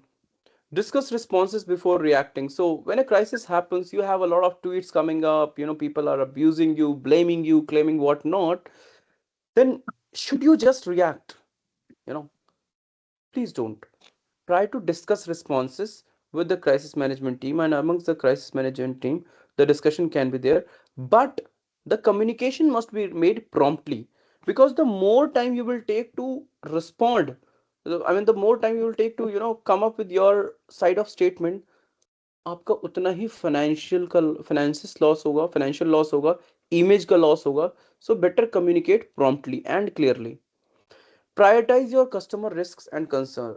So whatever you communicate, try to prioritize your customer risks and concerns, right? Even if it takes some loss, some financial loss at your end, for for a short time, just bear it, so that you don't lose your reputation, so that you don't lose your customer base. There have been cases like that which I have discussed in the offline classes. So for example, OnePlus phone की company है. OnePlus phone, one of these phones had some problem wherein the screen started having lines.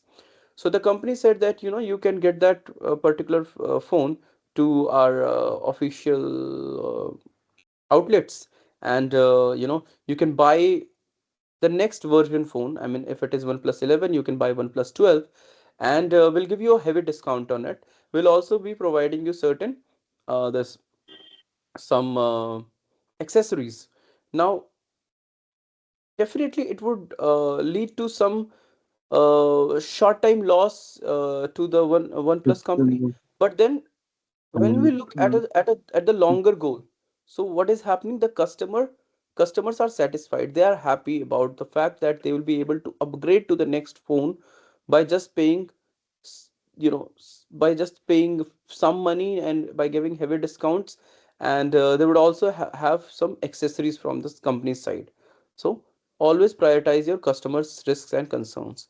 Educate and support employees. All the employees must be educated about it, and uh, in important details related to certain products or services must be shared with them, so that they are also aware and they also help the company to deal with the crisis situation by making the right crisis communication. One can use right modern communication technological tools, uh, you know technological tools, and I would say social media channels. Monitor sentiment and assess business impact. So, for example, if the crisis is there, then who all it is affecting? What is the sentiment of the public, the target group? So, accordingly, you make the communication. Elements of crisis communication. So, you initially identify potential business risk. क्या क्या risk हो सकते हैं? So, you make your crisis plan as per that. List crisis response team members. So, if this kind of trouble would arise, if it is related to cyber things, it is related to social media, then these are the people who are going to look after it. If it is related to marketing, these are the people who are going to look after it. If it is a legal thing, these are the people who are going to look after it. Identify stakeholders. So it is important to identify stakeholders and target groups. उसके हिसाब से ही आपके crisis communication plan बन सकते हैं. Designate strong spokesperson. So people who face the media, people who give the statements out in the public, they should be having strong communication skills. Develop and prioritize crisis communication channels. What all channels are you going to use? Are you just going to use the use newspaper as a channel, or maybe social media? So you need to decide. Outline crisis examples and corresponding actions. So while you make the communication plan in the organization, you should also discuss some crisis situations, some crisis examples, and how the team needs to deal with that particular crisis. Okay, so this was about crisis communication. Now comes this word marketing. Now when we talk about marketing communication, so it's basically this, encapsulated in this particular diagram. There is a product, the information of the product has to reach the target audience. Now the communication that is related to this whole process is called marketing communication. Okay. Okay. Now marketing communication is also called as client communication. It's the realm of marketing department in most of the companies. It is done through brochures. So if a new spa is open, so it will come up with a brochure of it, of all the services that it has to offer. Flyers, if a new mobile phone has come in the market, so there may be flyers, circulated. Newsletters हो सकते हैं, posting content on social media platforms. This is another way of marketing communication, blogs, and then there are ample number of ways, including the reviews, the review product reviews, right? The product reviews, the whole of influencers market that is there on the social media, that is all doing marketing communication. Skipping these things, let's come to tools of corporate communication. So when we talk about tools of corporate communication, we have written mode. You can communicate in any organization through emails, reports, advertisements, press releases, memorandums, blogs, notices, website. When you have to speak and convey things in any organization, you have meetings, symposiums, interviews, seminars, press conferences, panel discussions. Non-verbal communication, use images, visual communication, infographics. So for example, many companies also have their whole of the advertisement on metro these days. Metro में देखते हो पूरे पूरे gate पे, पूरे पूरे metro पे भी एडवर्टीजमेंट्स हो रहे हैं. अंबुजा सीमेंट का एडवर्टीजमेंट हो रहा है. Have you seen that, all of you? So there is nobody who is Yes, sir. speaking there. There is nothing even written there. Even if there is an image that is conveying the idea. So that is again a way of corporate communication. So these are the topics, major topics of this unit. Now let's talk about few other topics of this unit, and I think in the next 10 minutes we'll be done with this unit. So listening is the ability of processing what we hear, and it is done in this 5 stages. You receive the information, you understand it in your brain, then you remember the things that are told to you, you evaluate all these things, and finally you give feedback. So it employs your ears, your mouth, and your brain. This is the major part. These three. These are all the steps. Now, why is listening important? It is important so that you can avoid communication errors. It helps you to learn something new. It is the key to success. Now, what are the listening skills? So prepare. You need to read the things. So for example, today we were supposed to have revision class. So if you would have read and then come to this class, you would be in a better position to understand things and listen to me in a better manner. Pay attention. All of you should pay attention, as in you need not distract yourself. Bar bar phone में ही देखना, reels नहीं चलाने. I hope you are not scrolling your reels, your Instagram reels, though I do that a lot during most my activities. You must not while studying. So do not interrupt. So while somebody is saying something to you while you are listening, try not interrupting unnecessarily unless it is important. Empathize. If somebody is conveying something to you, try empathizing with that person, because when you will be in the position, you will also face the same situation. So better not cause trouble to the person who is speaking something, because that way it will also help you to listen things better.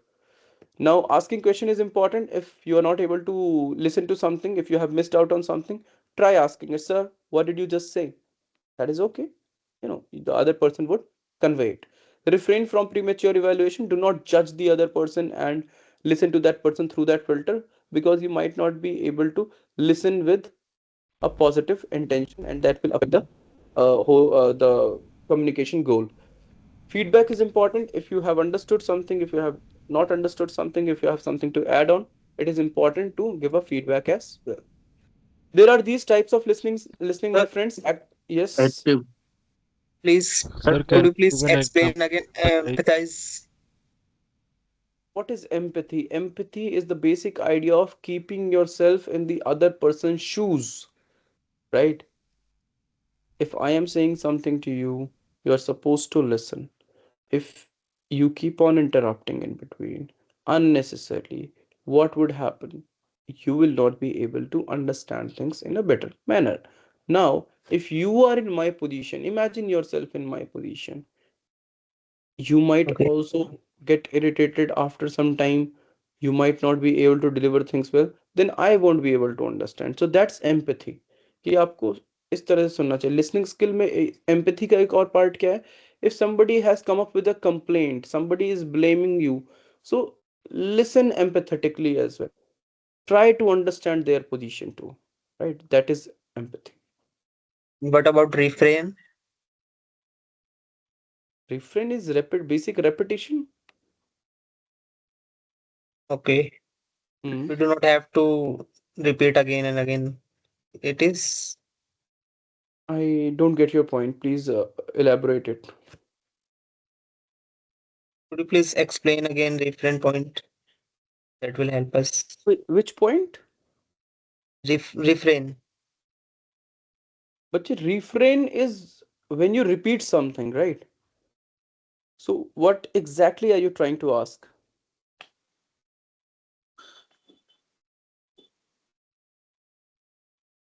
Yes, yes, please repeat your question properly so that I can help you out. Are we back to the previous slide? Chetan, okay. Yes.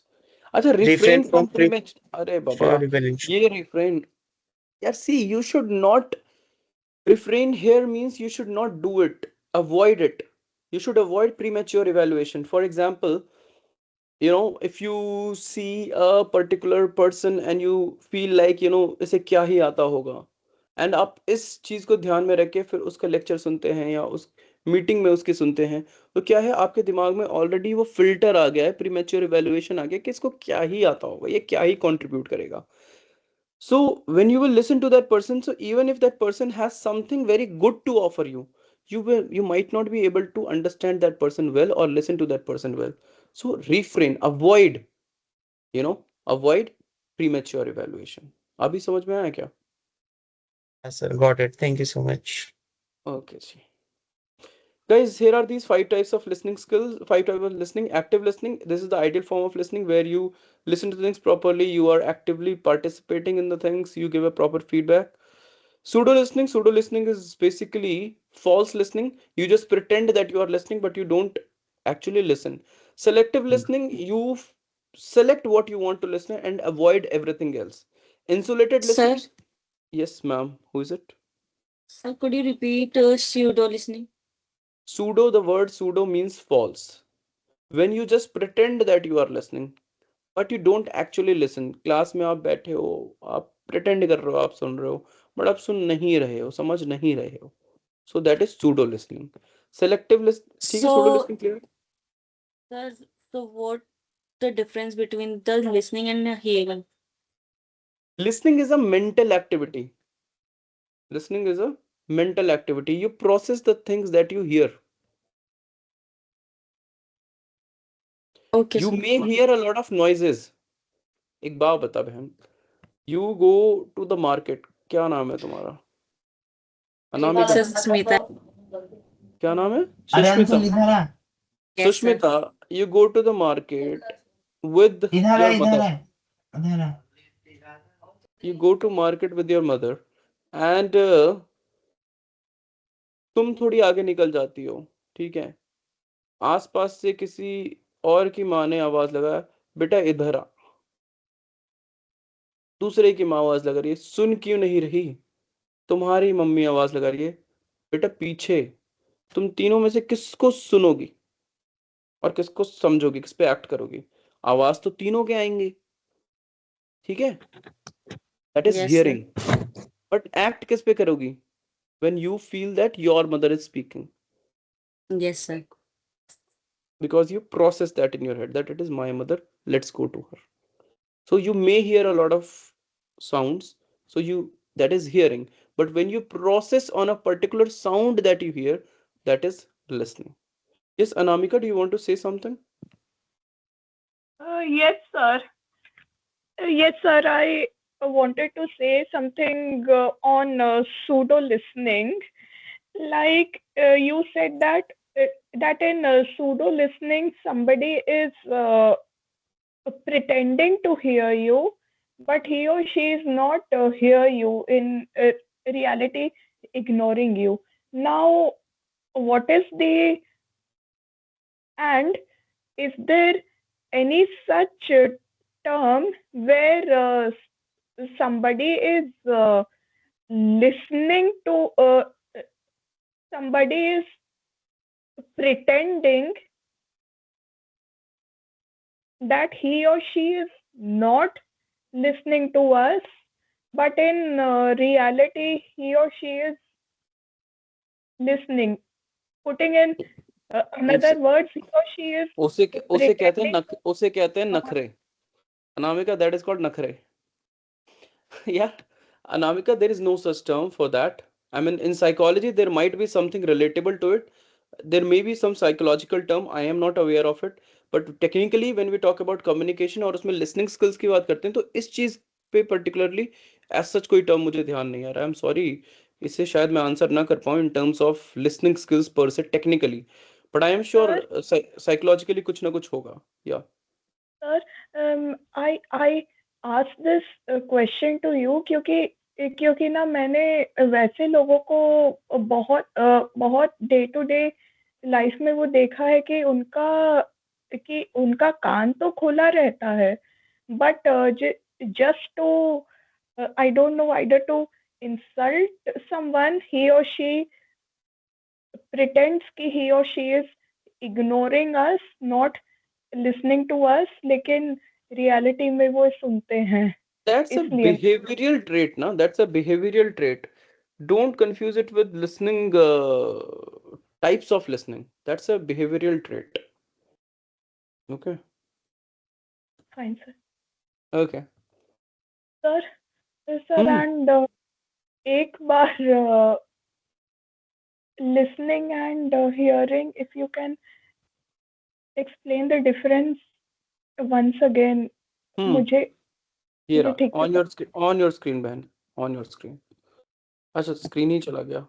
Okay, hold on. Okay. Here. Any sound that comes to your ear without any effort, that is hearing. Listening is when you pay attention, you process your mind over the sound that comes to your ear. It is not a conscious process, it is a conscious process. You deliberately put your consciousness all over it, you pay attention to it, you process your mind over it so that you can act. That happens in the listening process, but it is not like that in hearing process. Okay. Thank you, sir. Okay, ma'am. Then my friends, the last one is stage hogging. So when you plan interruptions every now and then, a bar interrupt karte ho, but that is not done to for any positive purpose. That is just to interrupt or to seek attention. That is called stage hogging. Okay. So there are these types of listening. Good. Now moving ahead, there are few barriers to effective listening. Sir, I think, sorry to interrupt, sir, I think we skipped insulated listening. Insulated listening is when you avoid somebody or something and don't listen to that person or about that thing and listen to everything else. That is called insulated listening. Oh, okay. So not hearing the relevant things and all other things. Barriers to effective listening. So do not do prejudgment. Do not assume that the speaker is going to give you relevant information.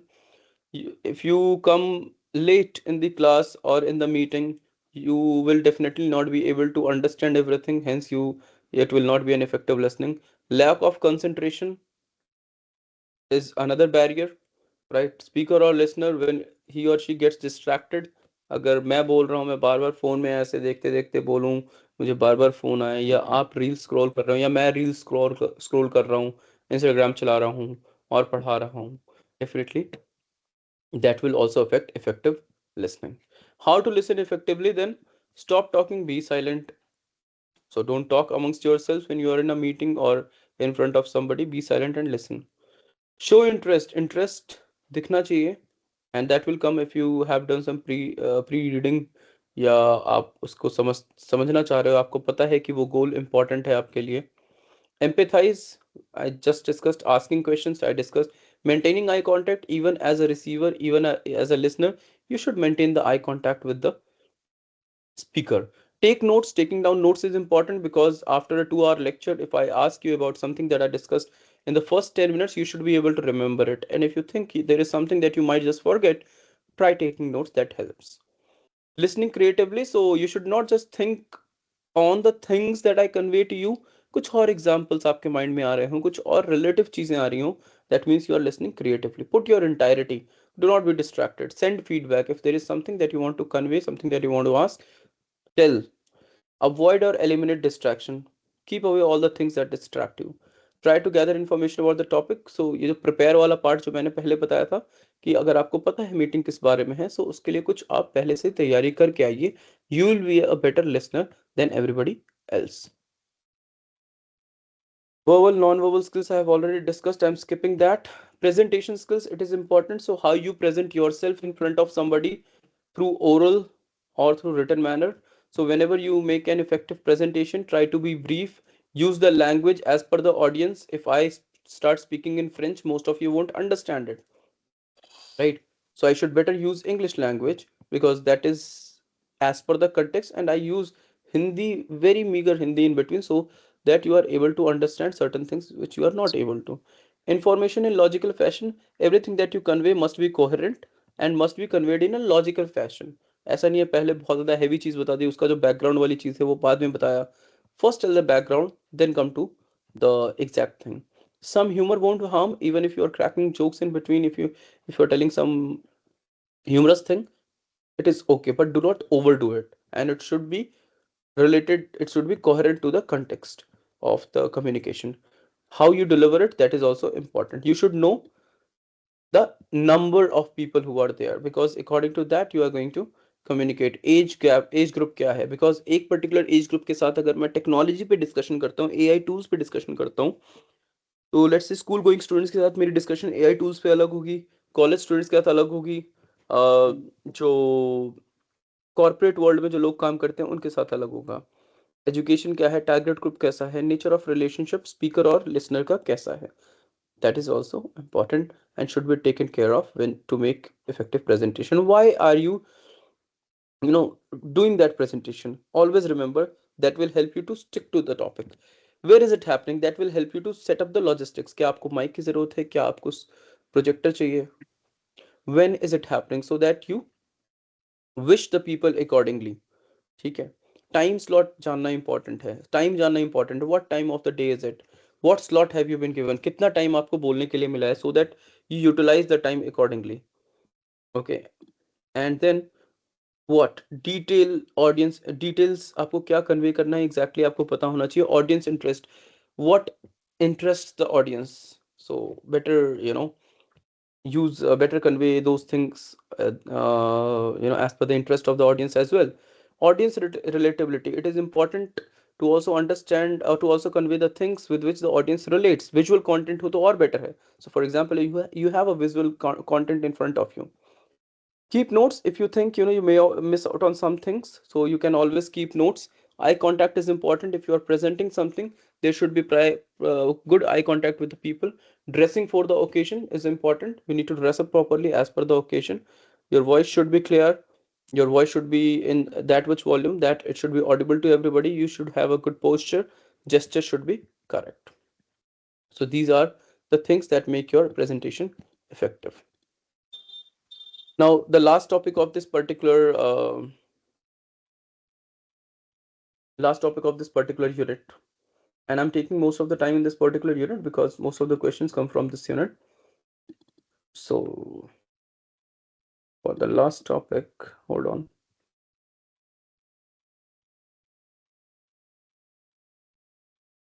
I hope it is visible to you. Yes, is it visible to you, the green screen? Yes, sir. Yes, sir. Yes. Okay. Yes, Now, sir. image is everything to any organization, right? So if a company's image is being tarnished wrongly, so there can be a legal action that the company may take on that particular consumer or that particular person who may have tarnished the image of the company. If the company has done something wrong and the consumer files a complaint, so obviously the company's image will be affected. So there are certain legal issues that may also arise when we talk about any organization. एक lawsuit face कर सकता है organization, and there are a lot of legal charges. Now, what kind of legal issues that can be there and how to deal with it? Let's try to understand it. So there can be defamation. It is the act of causing harm to another's reputations. For example, I speak wrongly about somebody's product or someone, so that is also defamation. I write something bad about somebody, harming that person's image, that is also defamation. So oral defamation is called slander, written defamation is called libel. Now, how do I do this? Maybe I do this by publication, or I just, I just convey it in public through oral medium. Now, there are two types of defamations. One is privileged defamation, second is non-privileged defamation. Now, privileged defamation क्या होती है? Where you have some rights to defame somebody. Now, absolute defamation क्या होता है? Absolute privilege क्या होता है? It is with the legal bodies. जो कोर्ट ऑफ लॉ है उसके पास होता है कि वो कुछ भी कह सकता है कंपनीज के बारे में, right? So that is absolute privilege that courts have. Qualified privilege क्या होता है? जैसे लेट्स से कंपनी के ओनर के पास कुछ प्रिविलेजेस हैं जिसकी वजह से जिसको यूज करके वो डिफेम कर सकता है अपने एम्प्लॉय को, but that should be related to the functioning of the organization, his relationship with the employee. उसके अलावा उसके पर्सनल लाइफ पे या किसी और चीज पे की वजह से अगर वो डिफेम करता है, then that is a problematic situation. Breach of privacy: one should not invade someone's private affairs, otherwise there can be a legal action taken, right? So if we come up with a toffee in the market, and we use AI to make Amitabh Bachchan advertise for us. So Amitabh Bachchan may file a case against us because we are appropriating his name and his image for our benefit, for our monetary benefit. Misrepresentation and fraud: if false information about some particular product, some particular company. Sorry, if the Excuse me, sir. yes. Sir, breach of privacy is the same as like violating the personality rights. Like so many celebrities go to the High Court or Supreme Court that our personality rights are violated. We can say like that. Yes. Okay. Breach of privacy Like is using also about if an information is supposed to be with somebody, and you use your so for example, XYZ a person works in XYZ department, you work in ABC department, and you know in a very unsolicited manner, and which is against the policies, you access that person's system, and you access the information. That is also breach of privacy. Okay. So can you please make it clear about absolute and qualified privilege in the previous slide?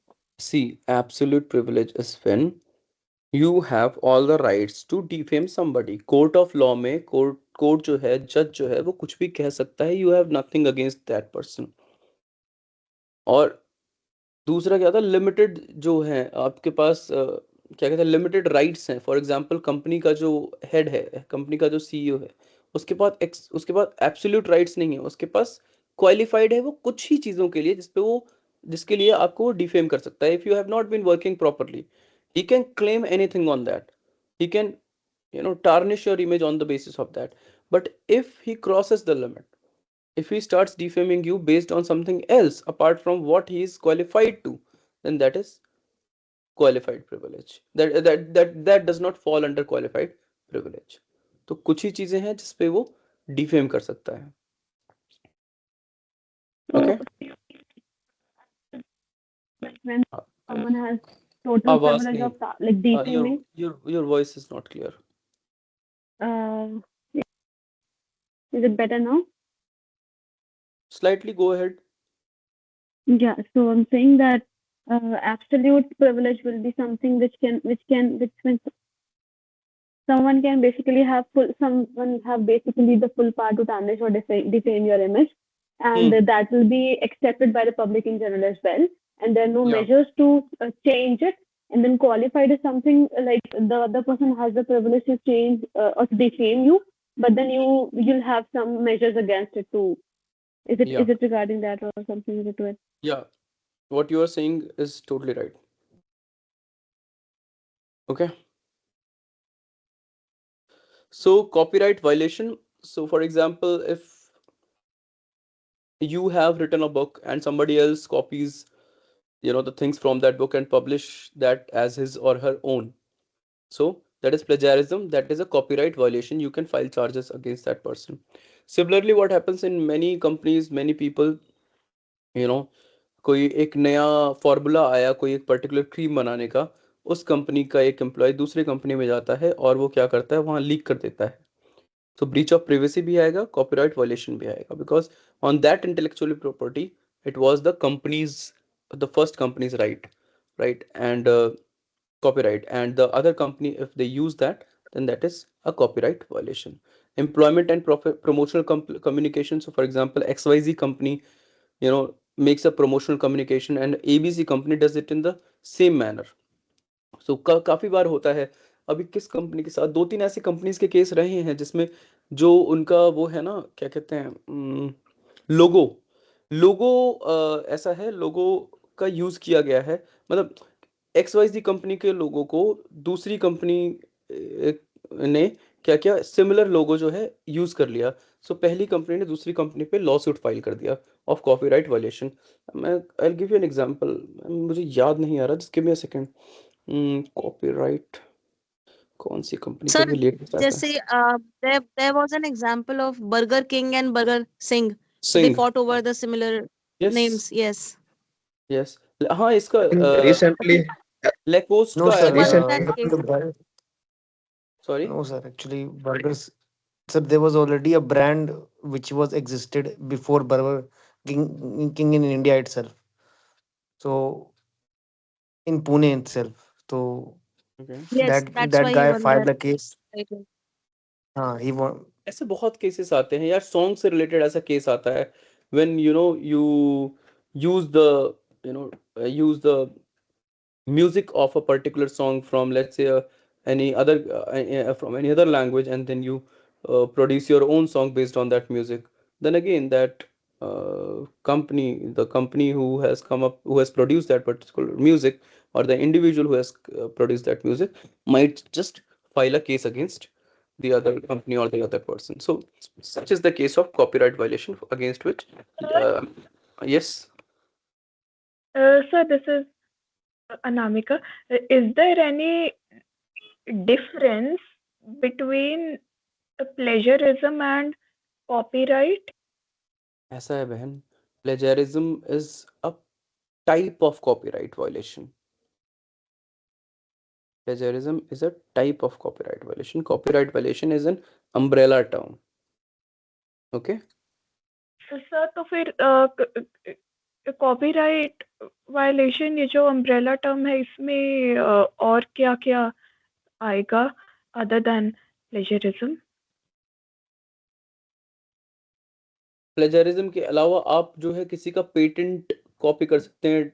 Infringement होता है when you for example, let's say Adidas के shoes हैं, Adidas के shoes की जगह आप normal shoes में Adidas लिख के सब कुछ वैसा करके and you start selling it. So that is direct infringement. That is again another type of copyright violation. उसी जो प्लेजरिज्म है उसी तरीके से ही आप, अरे हाँ, एक प्लेजरिज्म हो गया, डायरेक्ट इन्फ्रिंजमेंट हो गया, डायरेक्ट एक सेकेंडरी इन्फ्रिंजमेंट होता है.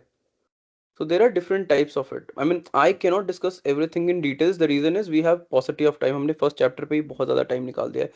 कॉपिंग डिस्ट्रीब्यूशन में आप सेल कर दे सकते हो, रेंट कर सकते हो किसी और की चीज़ को, on which you don't have any control. That is also taken under copyright violation.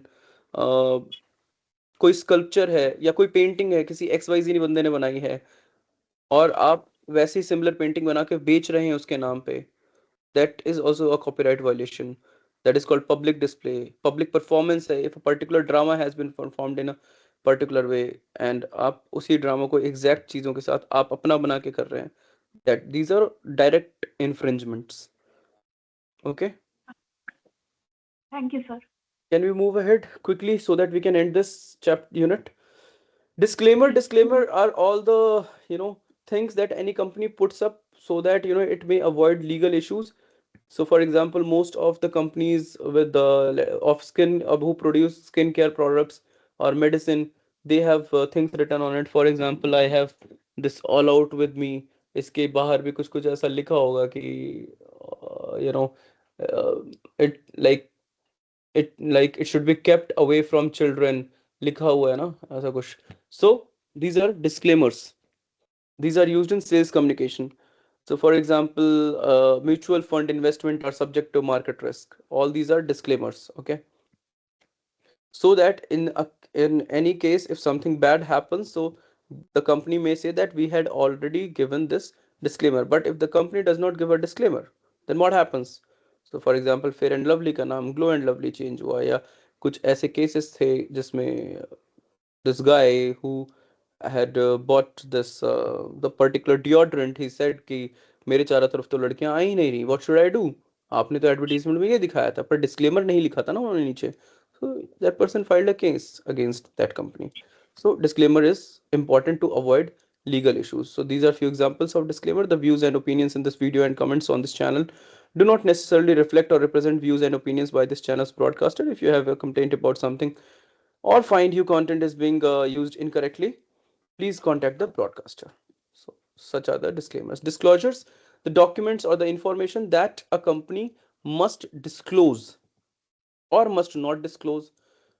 So there is something called disclosure, the information that a company must disclose. So all the edible products have the company's or factory's name and information on that. So that's a disclosure that every company is supposed to give on their product. Then there are non-disclosure agreements. So for example, if you get hired in a company, the company may ask you to sign a non-disclosure agreement wherein you agree that you are not going to disclose any information or share any details that are information that are confidential and important to that particular company. But if you do if you share any such relevant information after signing the non-disclosure agreement, then a lawsuit might be filed against you. Okay, so this was all about financial reporting. Is there, you must give the right financial you must show the right finances on in the public. If you furnish any wrong details, again your company may face legal charges.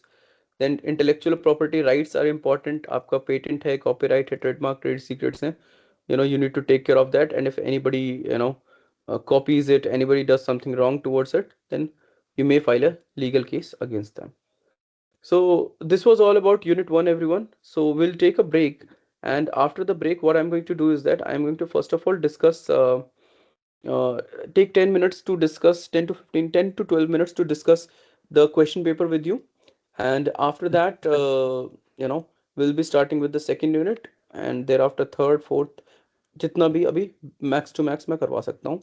I took maximum time with this because many like the whole of question paper will include most of the questions from this particular unit, so it was important. Okay,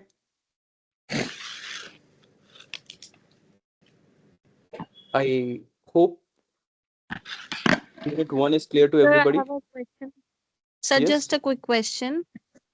This non-disclosure agreement is something like to prevent that insider trading? Is it like, is it the similar thing? Yeah, insider trading को prevent करने के लिए, and so that the relevant information, some formulas, some important details are not So, sir, leaked outside the organization. right. So that is between that organization and the person who is working with that person, right? But, The right. organization But, slash employer but and the particular employee. right, sir, right. But sir, disclosures like for example, we are talking about Maggie, for example. So who gives the authority, like how much of the information is to be disclosed, and are there some standards for that? There are two things. One, what all information does the government or those agencies which have been given the authority by the government to legalize and give a license to these people, वो कौन सी information चाह रहे हैं disclose हो. दूसरा, उसके अलावा जितनी भी इंफॉर्मेशन है, that the prerogative lies up to the organization, फिर वो क्या चाह रहे हैं कि क्या उन्हें डिस्क्लोज नहीं करना है। Right, so it should be in the best interest of the consumers, so that must be checked upon by some Ideally, organization. it should be in the best interest of customers that government and its agencies look after, but then apart from them, it lies up to the hands of the organization to decide what information they want to share with their customers and the public at large. Okay, so the customer can file a lawsuit as well, like if something is disclosed or not informed beforehand, like some, देखो like for देखो an सुनो, eatable. Yeah. श्रेष्ठा right, श्रेष्ठा, Yes, sir. FSSAI ने बोला कोई भी edible product के बाहर उसके इंग्रेडिएंट्स लिखे होने चाहिए, ठीक है। Right, right. कंपनी ने लिख दिया, अब कंज्यूमर को लगा कि शायद ये भी इंग्रेडिएंट है एंड दिस इज हार्मिंग मी, या इन्होंने डिस्क्लोज नहीं किया, तो वो इंसान उसके खिलाफ केस फाइल करेगा। If the Right. Company is able to prove कि भाई ये चीज इंग्रेडिएंट है ही नहीं, तो मैं क्यों हाँ. डिस्क्लोज करूं, तो Okay.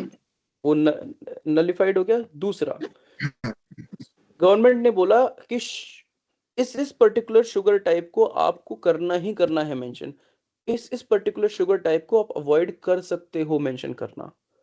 तो Right. वो जो पर्टिकुलर शुगर टाइप को अवॉइड कर सकते हैं, सरकार ने बोल दिया, एफएसएसएआई ने बोल दिया, तो वो फिर प्रेरोगेटिव है कंपनी का, whether the company wants to do it और not. Okay, Right, sir. For example, the allergy, if somebody is allergic to certain chemical and if it is not mentioned and then medically that person is filing a lawsuit. So all these things, like I wanted to ask, because um, not every common person is understands the details of chemical terms or technical terms, but the indeed. company knows. Yes. So, but ultimately, no company wants to provide a lot of details. They only do the bare minimum. Bare minimum, as in whatever, however they can comply with the regulations of the Yes, agencies, yes, yes. they'll do Right. that much. Bare minimum. Right, right. That prerogative. Okay, sir. Thanks. All right. So right now the time is 5:12. Okay. So let's meet at 5:30. Okay, So sir. the last break was for 3 minutes. This break will be for 18 minutes. Okay. So we'll all meet at 5:30, everybody.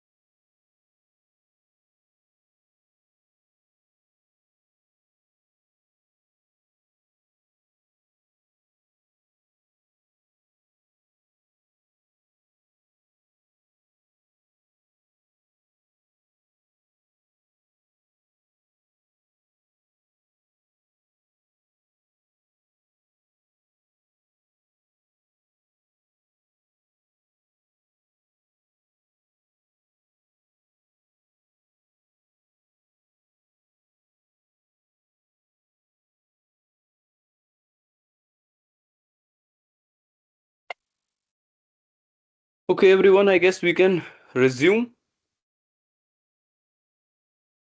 I hope all of you are here. Yes, sir. Yes, sir. Let's just continue. And before we move on to the next unit, I would like to take you all to the, hold on.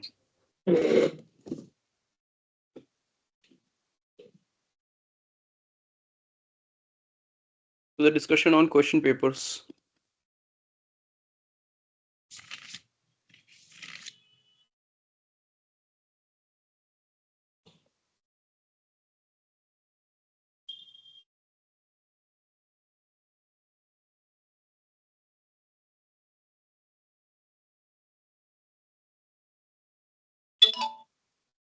Just hold on, my screen seems to be freezed.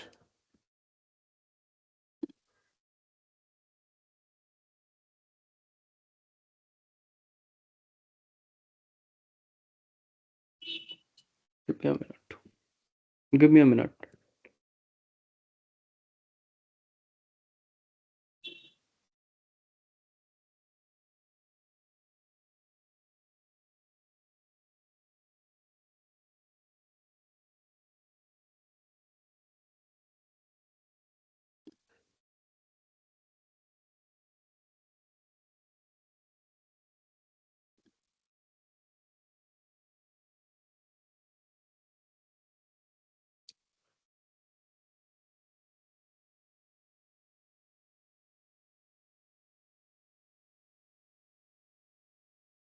Mm-hmm.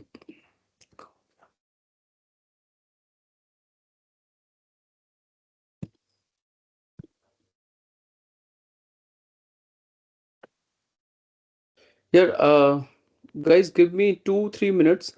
I'll have to restart my laptop. I hope I'm audible. Yes, sir.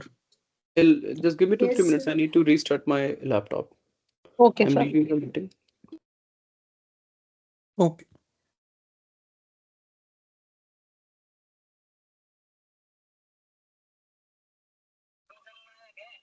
ये video बनाता खाली PPT अगर हमें मिल जाए अरे जुनेद भाई mute कर लो यार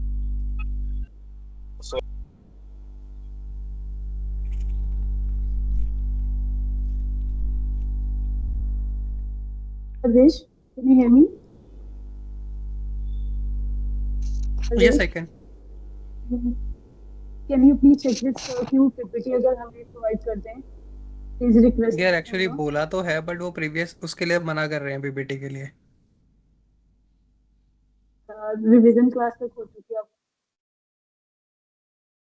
But he's saying that he will provide the study material. Let's see. Okay, got it.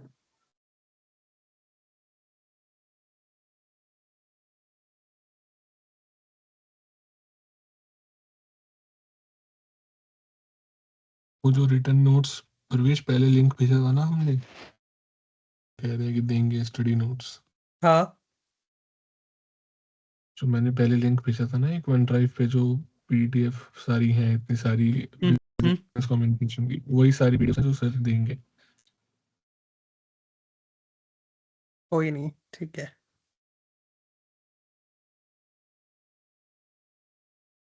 Laiba तुमने हाथ क्यों उठा रखा है अभी से.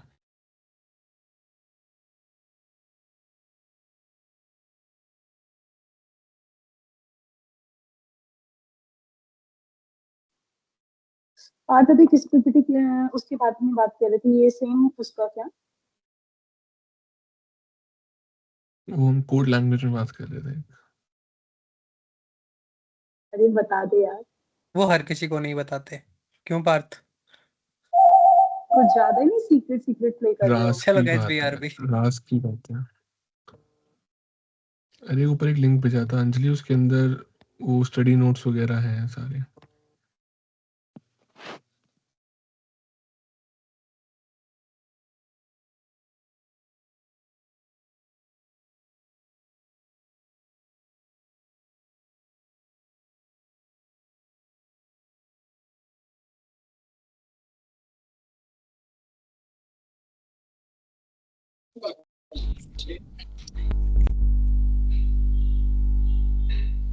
इन्होंने कम्युनिकेशन प्रोसेस का कोहेरेंस माना ही नहीं है, अपना डिकोड इनकोडेड चल रहे हैं सब।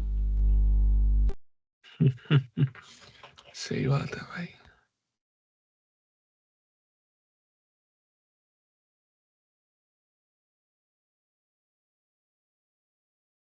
यार ये वर्किंग आवर में क्लास लेना बड़ा डिफिकल्ट है। I know.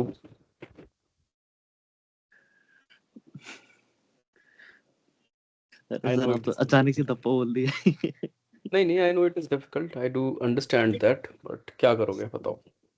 मैं फर्स्ट टाइम क्लास ले रहा हूँ, मुझे रिवीजन क्लासेस है ना, मैं इस वजह से ले रहा हूँ, मैं प्रीवियस मैंने कोई भी क्लासेस नहीं ली हुआ है।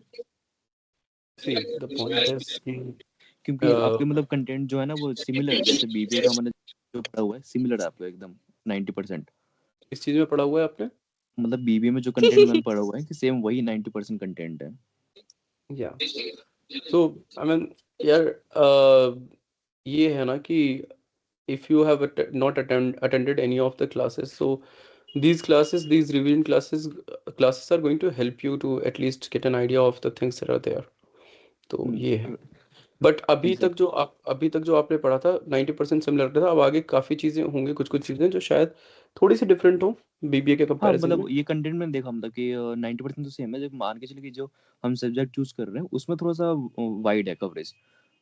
एंड डेफिनेटली होना भी चाहिए, because this is for the MBA course ना, तो एक लेवल आप ऊपर की पढ़ाई कर रहे हैं तो डेफिनेटली होना चाहिए। Okay, let's just start the discussion about the question paper. I hope my screen is visible to all and you all can read it. So all in all, there are going to be 7 questions in your examination. Okay. And question number 1 is going to be compulsory one. This is for the written examination of 70 marks. The first question is going to be a compulsory one based on a case study. This is going to be 20 marks, going to be for 20 marks. From question number 2 to question number 7, you need to attempt just 4 questions. Those 4 questions will have their own internal options, and these are going to be for 12.5 marks each. Total 20 plus 12.5 into 4 is equal to 70. Time will be for 3 hours. Okay. So I hope the structure of the question paper is clear to all of you. Now we will just have a look at the types of questions that you have in your examination. Okay, I hope the screen is visible. The fonts are clear. This much zoom is fine. Do I have attention of all of you? Yes, sir. Okay. Yes, sir. Yes, sir. So as I said, question number Yes, 1 is sir. compulsory. So you will have a case study like this. For example, this is based on a breakdown in customer service at United Airlines. So after this case study, you will have questions based on it.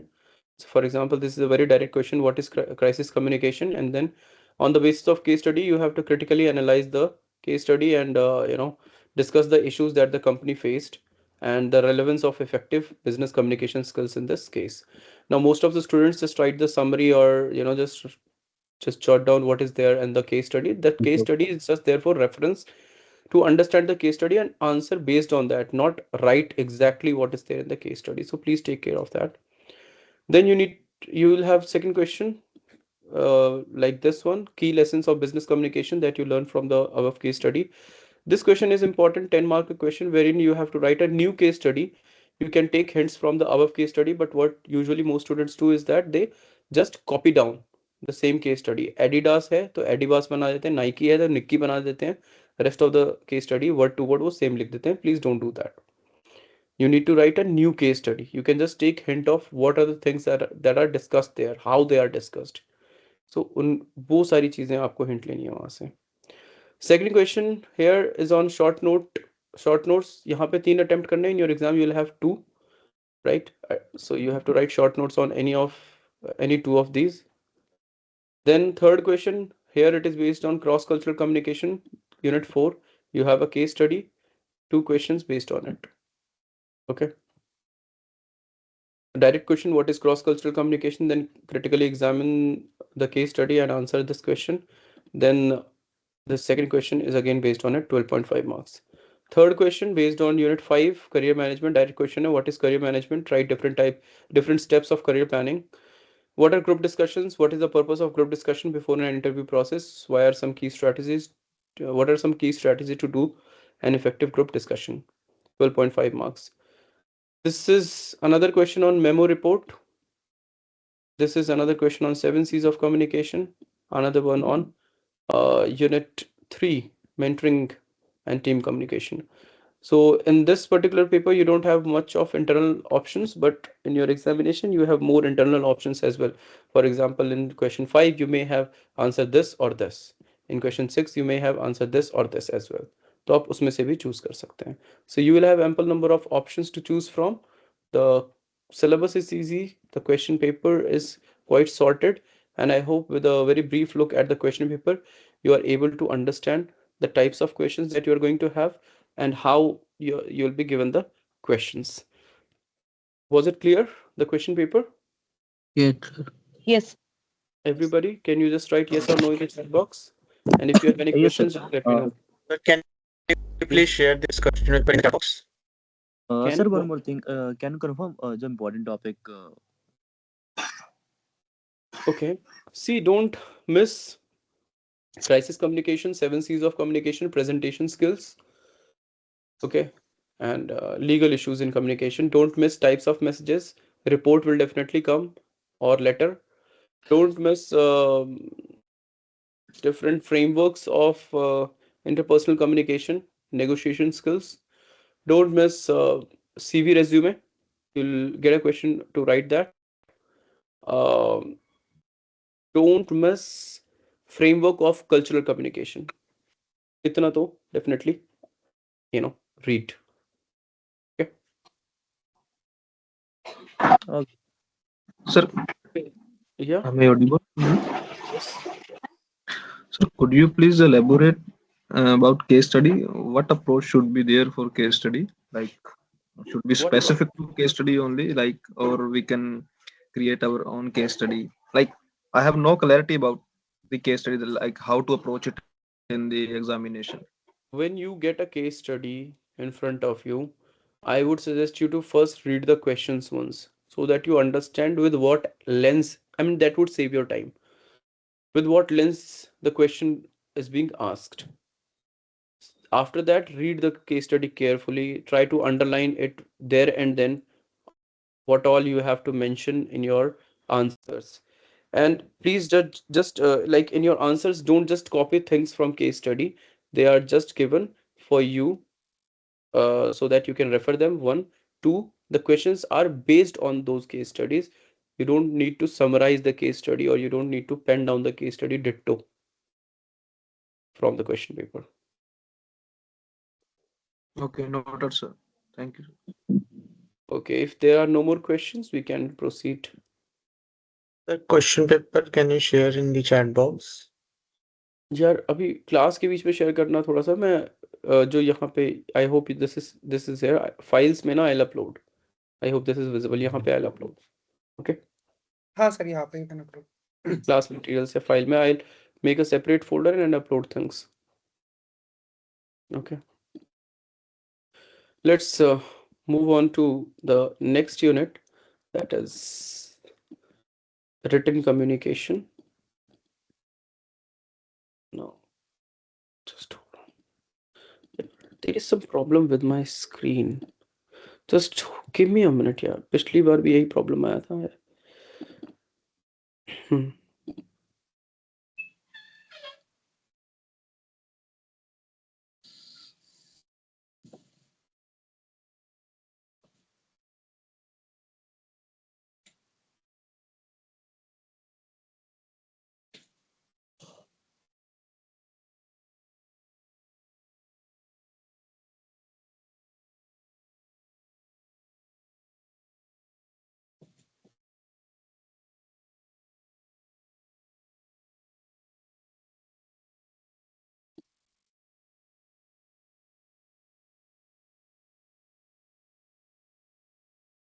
yeah.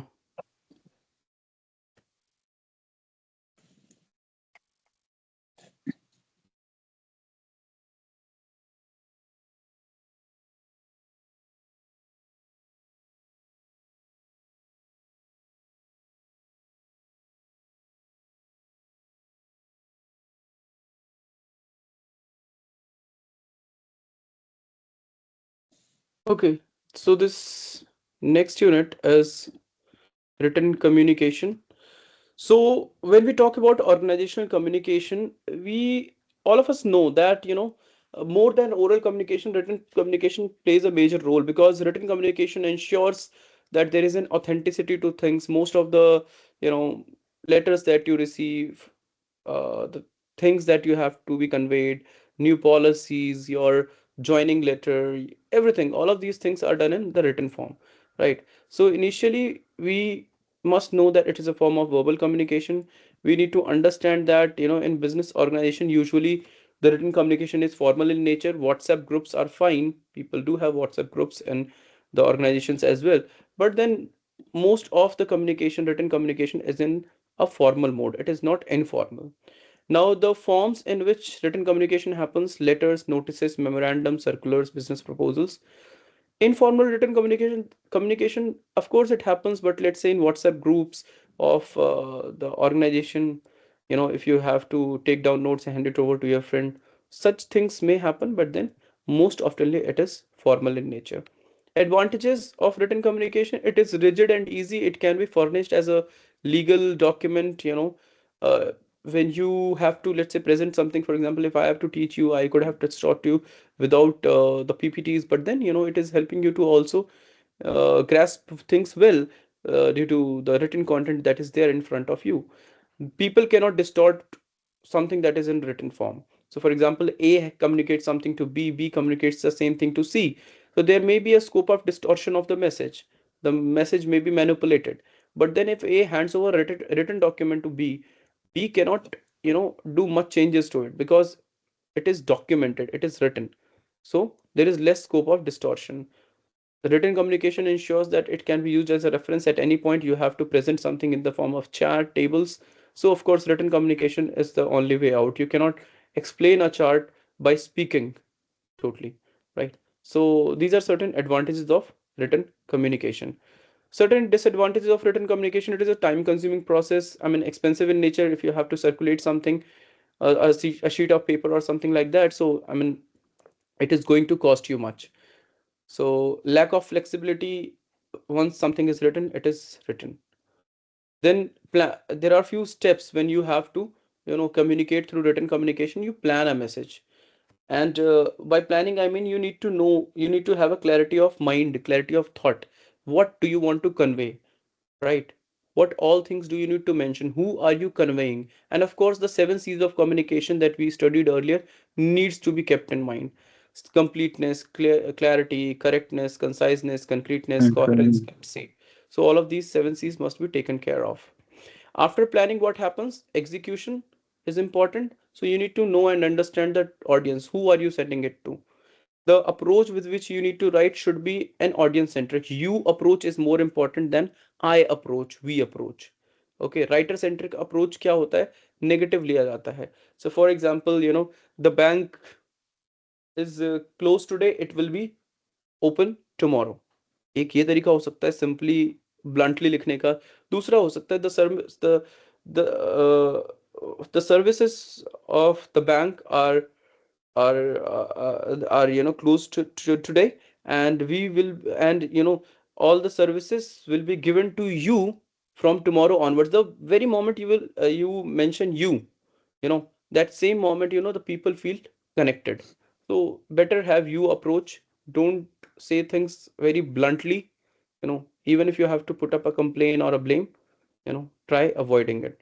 So for example, in stations, in railway stations, you must have heard, uh, we uh, um, we regret the inconvenience caused to you. So you जानबूझ के mention करते हैं, so that you know you feel that a personal attention is given to you. So try using such strategies. When we talk about different types of messages, it is important, you will get to write on one of these four. So we have request messages, positive messages, negative messages, and persuasive messages. Now, when we talk about request messages, so for example, you bought a refrigerator from Vijay Sales, and it has a problem. Now you write a mail to the company to the, let's say, Godrej company itself, or maybe the Vijay sales company, that I bought this product, and I'm facing a problem, blah blah blah. Now the company needs to respond. So how are you going to respond? We understand your concern. The issue will be resolved within 2 weeks of the delivery of defective goods. Thank you for giving us the opportunity to serve you better. देखा जाए तो last line लिखने की जरूरत नहीं थी, but then it has been added so that a personal attention is given to the consumer. Such messages wherein a response has to be made like these are request messages. Then positive messages, the routine news that you have to convey. It may be an apology message about appraisal, some sort of congratulation, confirmation. All of these are apology messages. So for example, such a message wherein you say, we would like to congratulate you on your hard work efforts on the project, which resulted in the company receiving a higher rank. So such messages, boost the Positive. motivation of the employee. Okay, so these are positive messages. And at times, there are certain times when you have to say no to the other person, but you want to say it in a way that it creates a positive outcome. So these messages should be understood based on the outcome. Request message wherein you have to answer to the request. Positive message wherein you have to come up with a positive outcome. So even if you are answering to something, अच्छा, try to understand this, that these messages are not exhaustive of each other. हो सकता है request message और positive message, दोनों types के messages साथ के साथ आप उस तरह से deliver कर रहे हैं. So don't think that if you are delivering a positive message, it cannot be a request message. So for example, here we have another example of positive message wherein, we regret the inconvenience caused to you. We'll look into the matter and try to resolve it immediately. Till then, we would like you to go to our website and log in with your account details, where we have some attractive offers and discount on some products especially for you. So you are regretting the inconvenience, but on the same hand, you are also giving certain offers and discounts to the consumer. So this is a positive message. It is going to make the other person feel better. Then we have negative messages. As the word suggests, the outcome is going to be negative. So for example, if you are not able to provide services to some person, so you do what? You just tell them that you don't have enough resources to provide the services at this particular time, something like that. For example, if we appreciate your interest in our designing services, this is to inform you that our designers are occupied with many ongoing projects and it is difficult for them to take up a new task this week. We request you to kindly wait for another week. So such a message wherein the audience is supposed to react negatively. So bad news, आपको किसी को terminate करना है, so that message is negative, right? When you are filing a complaint, that message is negative. Persuasive messages, all the emails that you get from the credit card people, who have offers to give to you from the travel agencies, all those are unsolicited messages, right? Persuasive hote hain. So for example, we welcome you to our new packages. These packages have been specially crafted for your convenience. You can choose among these services you'd like to. So wherein you persuade the receiver to abide by what you are trying to convey, even when they are unwilling or disinterested. We need to keep in mind, because we want them to agree with something. We want to persuade, we want to them to agree with something which they don't know about, and we are trying to persuade them. So we need to be very courteous. We need to make the message relatable to them, so that they trust us, so that they believe that this is important. So such messages are persuasive messages. So these are 4 different types of messages. Everybody, if you have some questions, just let me know.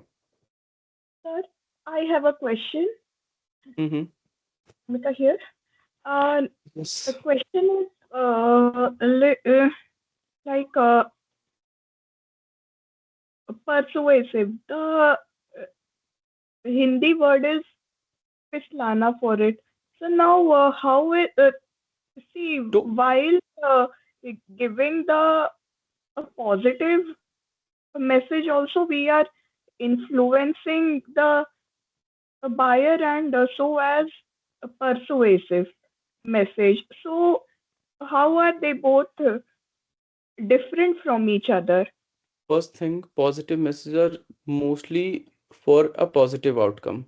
Second, persuasive messages you are preparing, but why do you are just expecting that the audience is going to, the receiver is going to respond positively, but जरूरी नहीं है वो positively respond करेगा ही. दूसरा उसमें basic idea persuasion है, और positive message में बेसिक आइडिया है to make the receiver feel better than how he or she must be feeling. Okay. Sir, I have a question. Yes. Fine, sir. So, Thank you. like types of marketing also fall in the category of persuasive messages. Like uh, we see some discounts on the outlets, like 30% off. Like offer is Yeah. ending within an hour. Like people are rushing to buy such things. Like we call it Those like are all persuasive PPA. messages. Those are all persuasive Oh, messages. okay. Thank you, sir. Yeah. Now let's talk about business proposal, right? We are going to talk about these 5 things here onwards. We are going to talk about just hold on. Good evening for your kind. I have submitted my paper. Okay.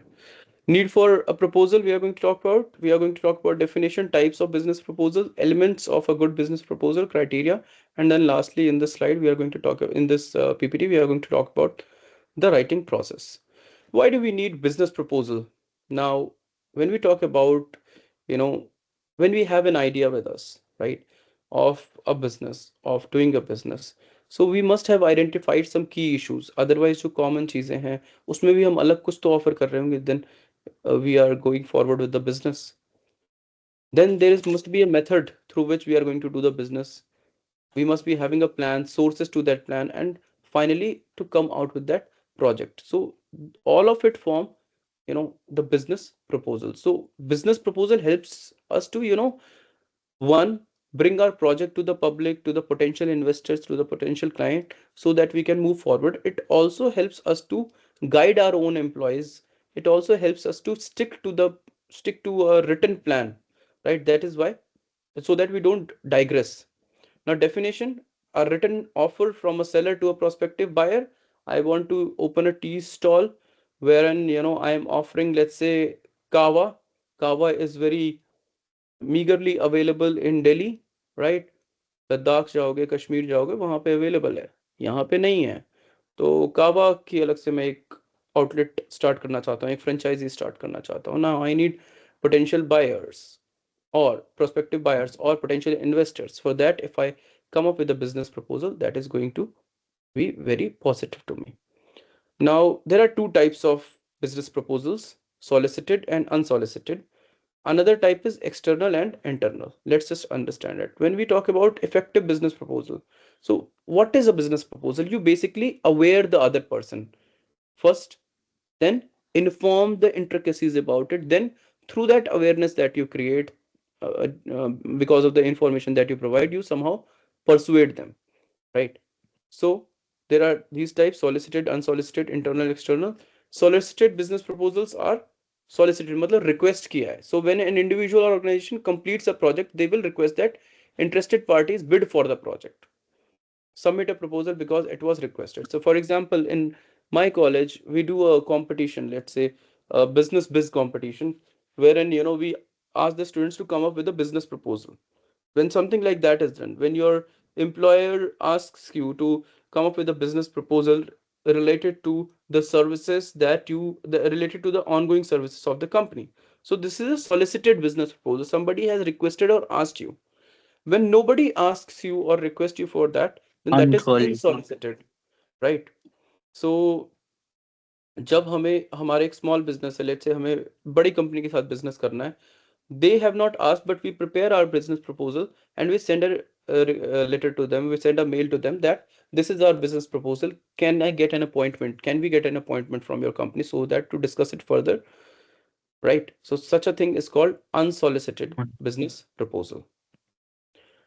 Now, proposal for a party within the organization, जब internal communication जो था, जब आपका boss आपसे proposal मांगता है, business proposal, या government मांगते हैं, तो वो एक इंटरनल प्रपोजल, सॉरी, जब आपका बॉस मांगता है, सो एक ये इंटरनल प्रपोजल होता है, internal business proposal. When let's say you have to submit it to some other organization, outside organization, then that is an external External. business proposal.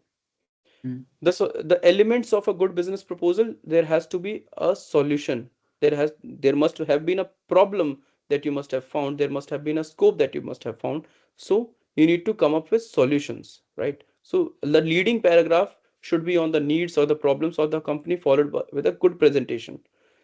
which provides the solution for something through the deliverables that you have. Then benefits, who all are going to be benefited, what are the benefits, credibility, आपका experience कितना रहा है, where all have you done the pilot study, आपने किस sample पे काम किया, कहीं और आप business चला रहे हो, उसको आप show कर रहे हो, that shows the credibility. Samples, if you have already done that, so you can put up proofs and evidences of that. You should also tell the target audience of yours. Basic elements when you prepare a business proposal, you need to have a title page. Please take a screenshot of this. You need to have a title page, you need to have a cover letter. There should be table of contents, list of illustrations, if any, executive summary, introduction and summary, conclusion. Cover letter, what is it? It gives an overview of what is going to be there in the proposal. It tells about the exact subject, what is this business proposal, what are the objectives, right?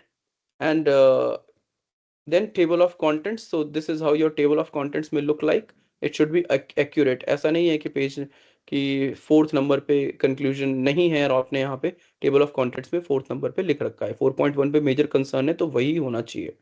So this is an example of table of contents. List of illustrations. If there are any figures or tables, you have to put up a diagram, show a picture, something like that, so as to make it more informative, more interactive, and to provide more clarity. So you can put up a list of instructions and you need to mention it. Figure 1 shows this, it is on page number this. Figure 2 shows this on this. Table 1 shows this on this. Table 2 shows this on this. Executive summary, it is basically a summary, just like the preamble to the constitution. It is an abstract of what is it about, whatever is there that you are going to offer. Highlights problems of the proposal, problems that proposal is addressing to, solutions kya de rahe ho, benefits kya de rahe ho. Words should be such that it is easily understandable. Don't use a lot of jargons. Then comes the introduction. Introduction tells about the purpose and the problem. Discussion, it tells the benefits that the product or the service is going to give to the client or target audience. आपका USP क्या है, ठीक है, unique selling proposition क्या है आपका, that you need to mention. आप future में आपकी क्या प्लानिंग्स हैं, that you need to mention, and suggested solutions. Finally, in the conclusion, you are going to sum up. I'm going to give you another example. I have an example for you. Let me just hold on for your better understanding. I think this.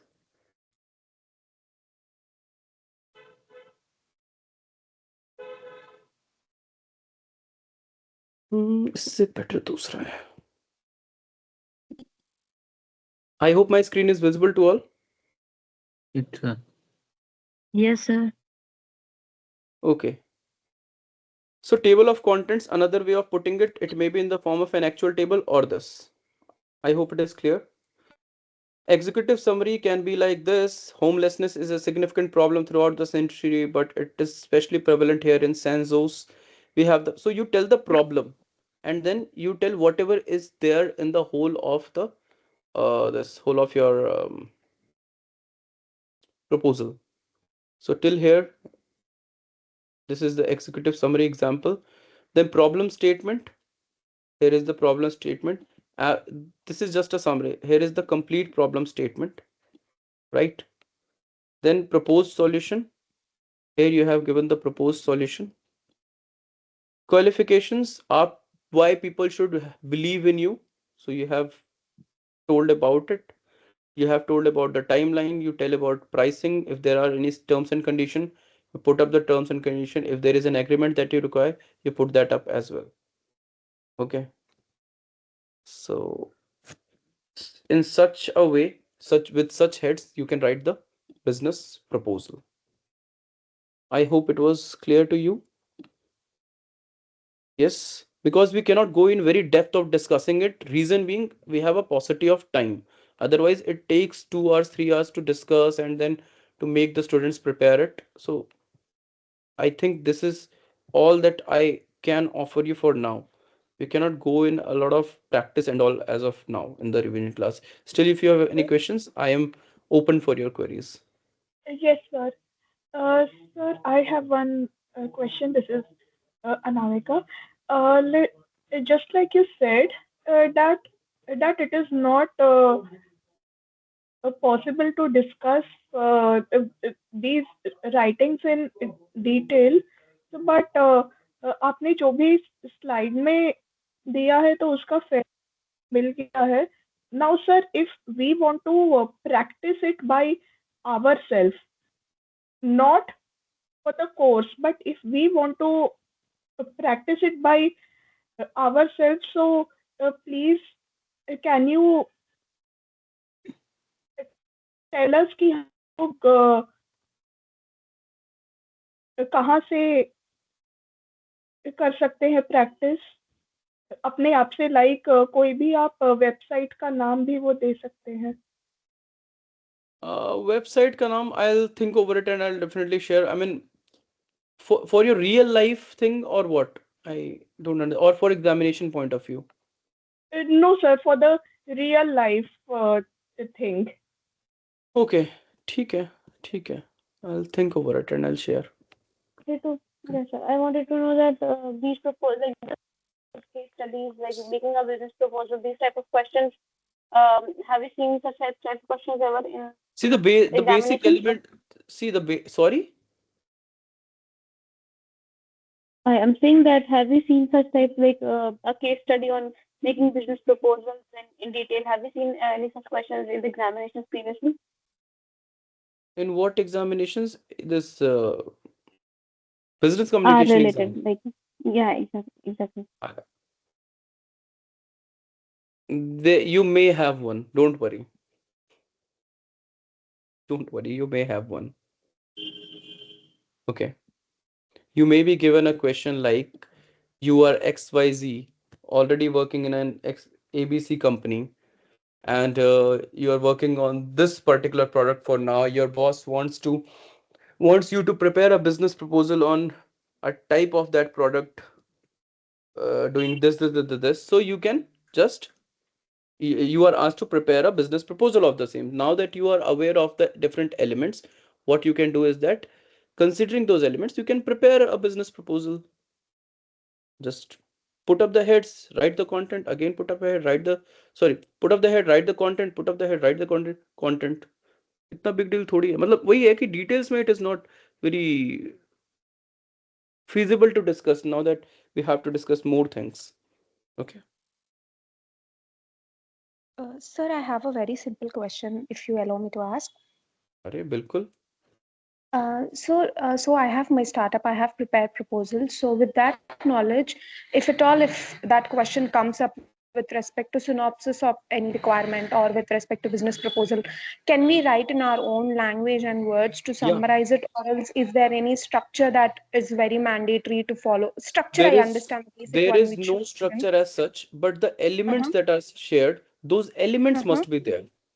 Because how we do really in practicality, at times we differ, as per the types of organizations for which we are preparing the business proposals as well. But the elements that I told you, that you need to have these 7-8 things, so those must be there. Other than that, write in your own way. Who has stopped you? Okay, because the Sir, one just which you shared looks like more of a service-oriented domain businesses. If at all there is a specific product or something else, it might vary. So yeah, thank you, Yeah, sir. Yeah. definitely. I think there must be something more.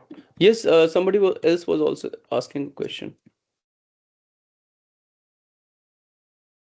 If not, let's proceed with business letters because we don't have much time and we have to discuss a lot of things.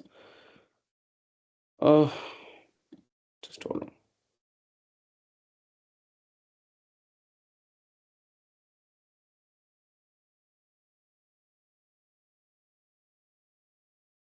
Okay, all of you must sir have. ऐसा कुछ sir just Yeah. Give me a moment please.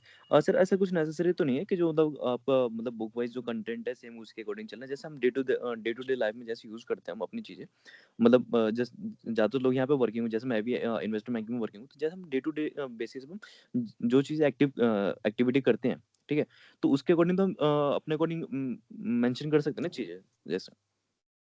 हाँ, but try to be formal in your language. हाँ like right right, अब जो भी हम mention करें तो फॉर्मली करेंगे ना, वो ये नहीं कि मतलब कहीं से शुरू किया देख और कहीं और पे खत्म कर दी, ये सारी चीजें मतलब एक वैलिड पॉइंट से शुरू करके उसी चीज से रिलेटेड एक वैलिड पॉइंट पे एंड कर देना चीजें। Yeah,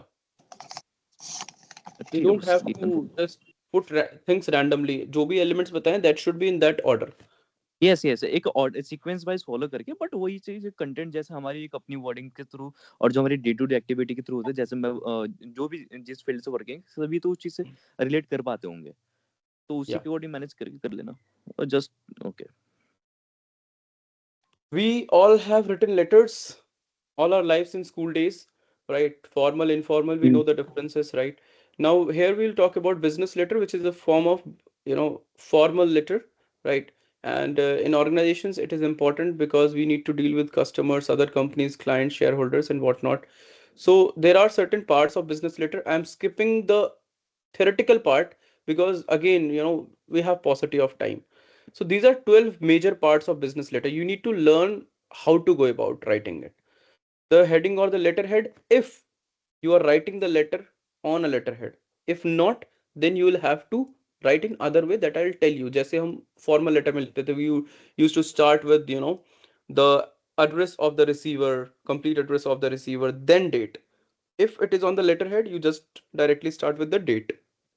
Then reference because filing is done. So if there is any particular reference that you want to put up there, if because companies when they send a letter they do a filing of it, right? They also put it then in their register. If it is there, if it is related to, let's say, if I work in a college and if a business letter I'm writing to some company to come up and collaborate with us on our new attendance application. So वो मैं academic से related है, तो I can just have ACAD/2025/12th, मतलब academic से related 2025 का ये 12th letter है, वो मेरे reference के लिए हो सकता है, ठीक है? Inside address is important, subject line, greeting, body paragraphs, complimentary clause, signature, enclosures if any, I'll discuss. Copy circulation, postscript, एक एक चीज discuss करूंगा, don't worry. Needs and all, you can read all of these things from places. We'll just directly come to the practicality of it. So these things are important. You need to take care of the purpose of the letter. That should be indicated in the opening paragraph. It should set the tone for the whole letter. People should know from the very beginning what you want to talk about, what is the letter for, right? And let's come to the, just hold on.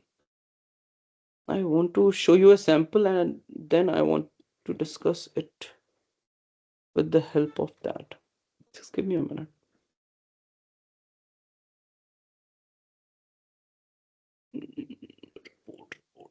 Business letters. Sir can I ask something? Yes, in the meanwhile you can. Sir जैसे आपके पास जैसे कुछ random questions bank होंगे तो वो सारी चीजें share कर सकते हैं प्लीज? I'll do that. या please. Okay, so this is an example. So if you look at it, it is not on a letterhead. So you basically write the address here. I mean, people in America, they follow it here. We follow by writing here on the left side, the address, the complete address. Then complete address as in the sender's address. We write the sender's complete address. Then again, try not following this form. Just write 27 February 2025 like this. 27 January 2025. Don't follow month, date, year. Follow date, month, year without any comma or anything. Then who you are writing to, the person's address, complete address with the designation, then the salutation, okay, then the opening lines, the body paragraph or body paragraphs. It may also, if it is a business letter and you are, let's say, if you want to procure, let's say, different types of gadgets for your particular organization from a particular company, so you may be having a table as well. ये type के gadgets चाहिए, इतने units चाहिए. So you can also include that table. So it goes as per the requirement कि आपके requirement क्या है. It goes as per the purpose कि आपका purpose क्या है, right? You can put all that and then the closing paragraph. You should just conclude what exactly do you want. All these things, put it on the left. Your since thanking you, your sincerely, your name, your company's name, your designation. And if you are putting some enclosure, मान लो आप कुछ sample pictures उसके साथ attach कर रहे हो, so enclosure colon 1, and then you put the title of it, sample picture of tables, 2 sample picture of chairs, 3 sample of the types of projector required. वो उस ऑर्डर में आपके लेटर्स के साथ लगे हैं. So you can put it enclosure 1, enclosure 2, enclosure 3, enclosure 4. Yes sir हम inclusion में कितने पॉइंट तक लिख सकते हैं? if only required, then only you should put things in the enclosure, otherwise not. अगर required है तभी, otherwise नहीं.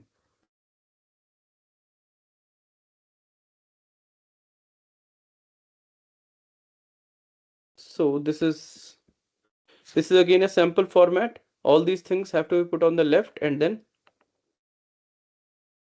it may be like this as well. Another one, I'll show it to you. There was one on letterhead. Yeah. So this is on letterhead. If you can see, visible है क्या आप लोगों को? Yes, sir. Yes, sir. So this is a letterhead Contents of not visible. this is a letterhead. Okay. Letterhead है, company का नाम already है. So you need not mention anything else. You are the sender. So for example, we are School of Open Learning, University of Delhi. If we have a letterhead of School of Open Learning, University of Delhi, that is already written on the head. And if we are writing to, let's say, University of Allahabad, so we'll just directly start with the date because our address is already there. So University of Delhi, 15 June 2009, you give a space. Then if it is personal and confidential, you can mention, otherwise leave it. Then the name of the person who you're writing to, the complete address of the person. You need to put the subject line. Just ignore this. You subject line, and then whoever you are writing, respected, blah blah blah, and then basic content. This is how you need to end. Another example. These are different examples. See, this is the format. Address, sender's address, name and address. If there is a reference, you put a reference, ref, reference. Then the details of the person who you are writing to. Then if it is something that you want the recipient to put an attention to, if it is urgent, you can write that line or leave it. Then dear or respected, the recipient's name, subject, and then you put the whole subject within 5 to 8 words, not more than that. And then the content of the letter, you put a closing remark, signature, your name, title, whosoever is writing. If there is a CC of the copy, carbon copy आपको किसी को भिजवाना है, name for copy आप किसको भिजवाना चाहते हैं, and enclosures हैं, इस CC से पहले enclosure आ जाएगा. 1 2 3, however enclosures you have. Another example, letterhead already बना हुआ है, ऊपर सब कुछ है. You will directly start with the date. This is how it is like business letter. So this is the business letter. Now one thing, one thing. So this is the letter. Now there is something called report. Why do we write report? So that we inform something to somebody. That is the basic purpose of report. Now report can be written in two forms: memo report and in the form of letter format. Memo format or letter format. If a report has to be mentioned in letter format, it is going to follow the structure of a letter. There will be no change. It is just that it is an information that you are giving. For example, I work in a company, I work in an NGO, right? Which then, which finds out a problem, then approaches different companies, the CSR heads of those companies to seek funds so that we can, work on those problems. Now, if my boss has asked me to do a field visit, so that we are able to gauge how our ongoing project is doing in that particular village, and to come up with a report, so that if anything extra is required from our end, we can do that. If I go for the field visit and then come up with a report, and before I actually present it, he asks me to submit the report. Now, because I'm doing it within the organization, so I will follow memo format. So memo format is followed when you write the report within the organization. When you write to somebody outside the organization, for example, वो report we have to convey it to, let's say, government, right, ministry of child affairs को हमें भेजना है, या ministry या किसी भी particular ministry को भेजना है, मिनिस्ट्री ऑफ एजुकेशन को भेजना है. सो it is an external communication that is happening, so that won't follow memo format, it will follow letter format. Keep this in mind: memo format and letter format, when you have to follow what. Now I am just going to show you an example of memo format type of report. Just follow the guidelines which are there. Just going to show you an example. Hold on.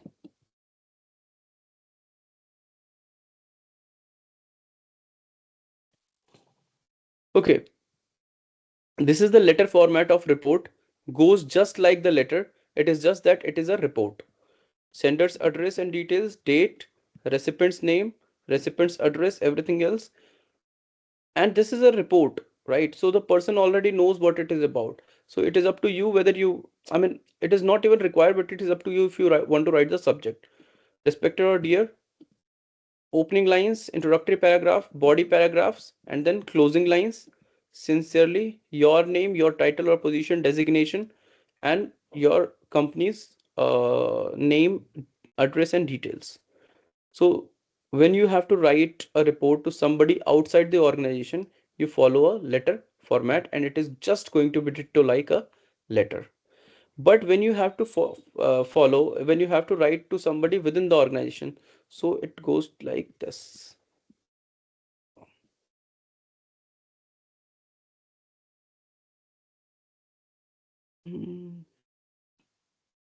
Give me a minute. I need to find that particular slide.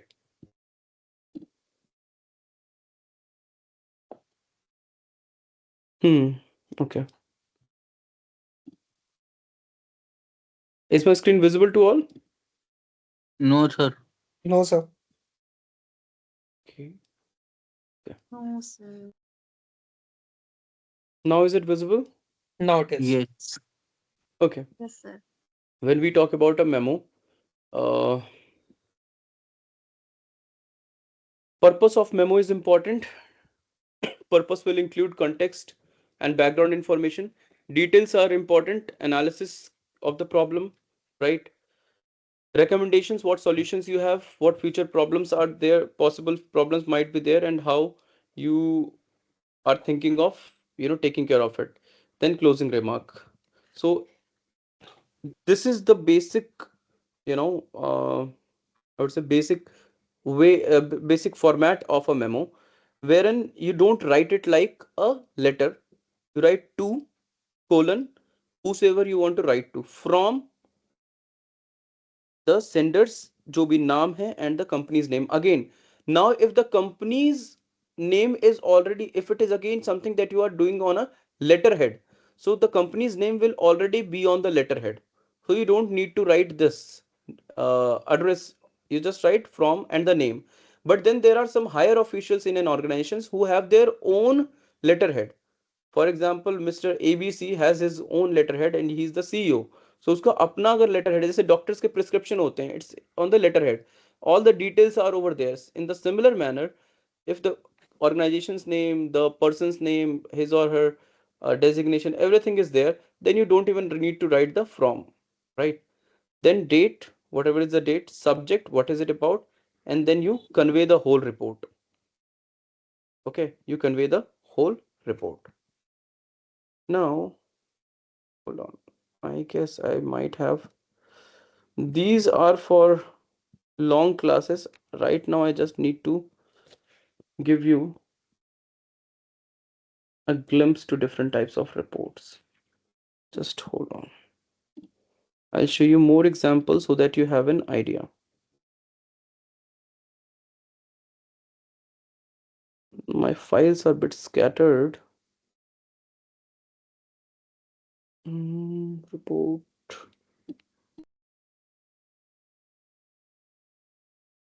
Give me a minute.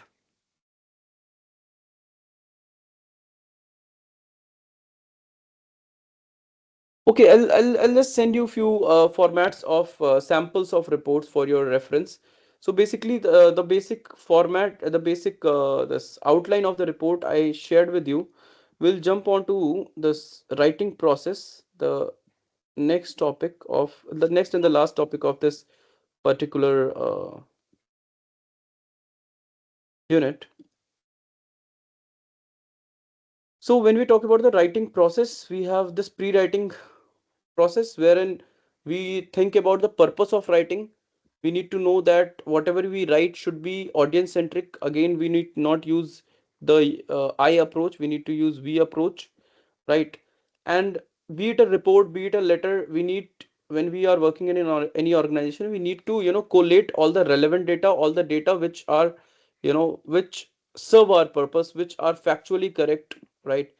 Which are relevant, which are coherent, and then we decide on the basic framework, be it a proposal or a report, whatever we have. Then we decide on the content that we want to write. While writing it, we need to follow the 7 C's: completeness, concreteness, conciseness, clarity, coherence, courtesy, and correctness. Now, as I told, that the data that we furnish, those must be correct. If we are referring to any particular study, that particular study or particular financial report of any other company, it is always better to cite it. That where have you taken the data from? If it is a website, put the web link. If it is a part of a magazine, put the citation of it there. Then rewriting. After you write, obviously there is always a need for the improvisation. You may do a peer review or get a peer review of it done. So for example, if you prepare a business proposal, you may just get it peer reviewed from some senior. We'll need to look into the writing piece, written piece, that we avoid wordy sentences. The use of language must be right. Again, the things that we need to take care of are, it should not be individual centric. Simple words must be there. There should be correctness, as in punctuation errors and informal language should not be there. The tone should not be very blunt. Things where a proper description or explanation is required, we must put it there. If there are certain jargons that you have used, so those jargons must be explained.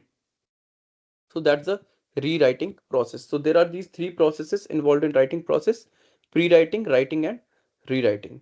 So these are 3 steps.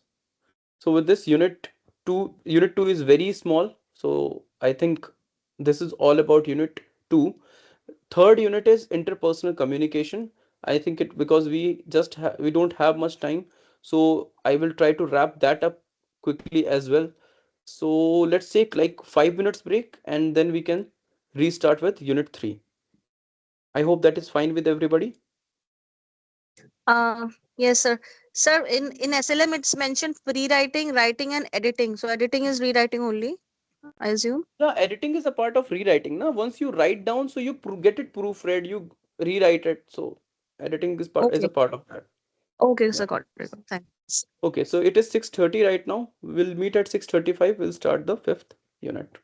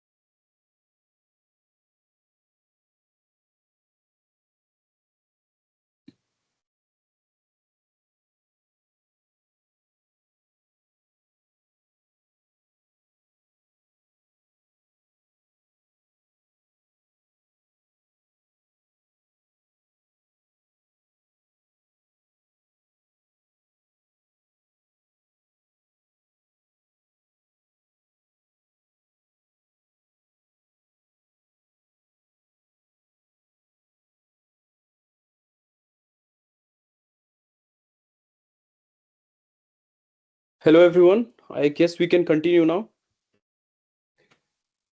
Yes, sir. I have a question, sir. Sir, Yeah. Please be quick with the questions. We don't Yes, have sir. much time now. Yeah, sir. When to use letter and a memo? See, when there is an internal communication that has to be made, then we use memo format. When we have to communicate with somebody outside the organization, then we have letter to form. use letter format of report. Thank you, sir. Yeah.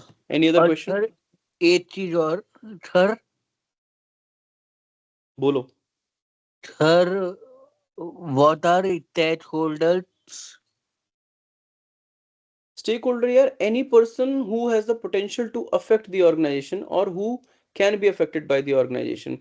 You are a stakeholder of this organization as well. I am also a stakeholder of, because you are affected by how the organization runs their MBA course. Okay. Great sir. ठीक है. Okay. Yeah, thank you for और making this sir folder for एक me. चीज और I'll upload it here. Yeah. Sir what are the 5 W's? What, when, where, who, why, why. Okay sir. Okay. Okay, guys, next unit is on interpersonal communication. Okay, now in our day-to-day life, we communicate with people around us in organization, right? Within the organization, and how we work depends a lot on our teams, on our colleagues, on the other employees, and our communication with them. So interpersonal means how you interact with the people around you. Interpersonal, right? So the way you communicate.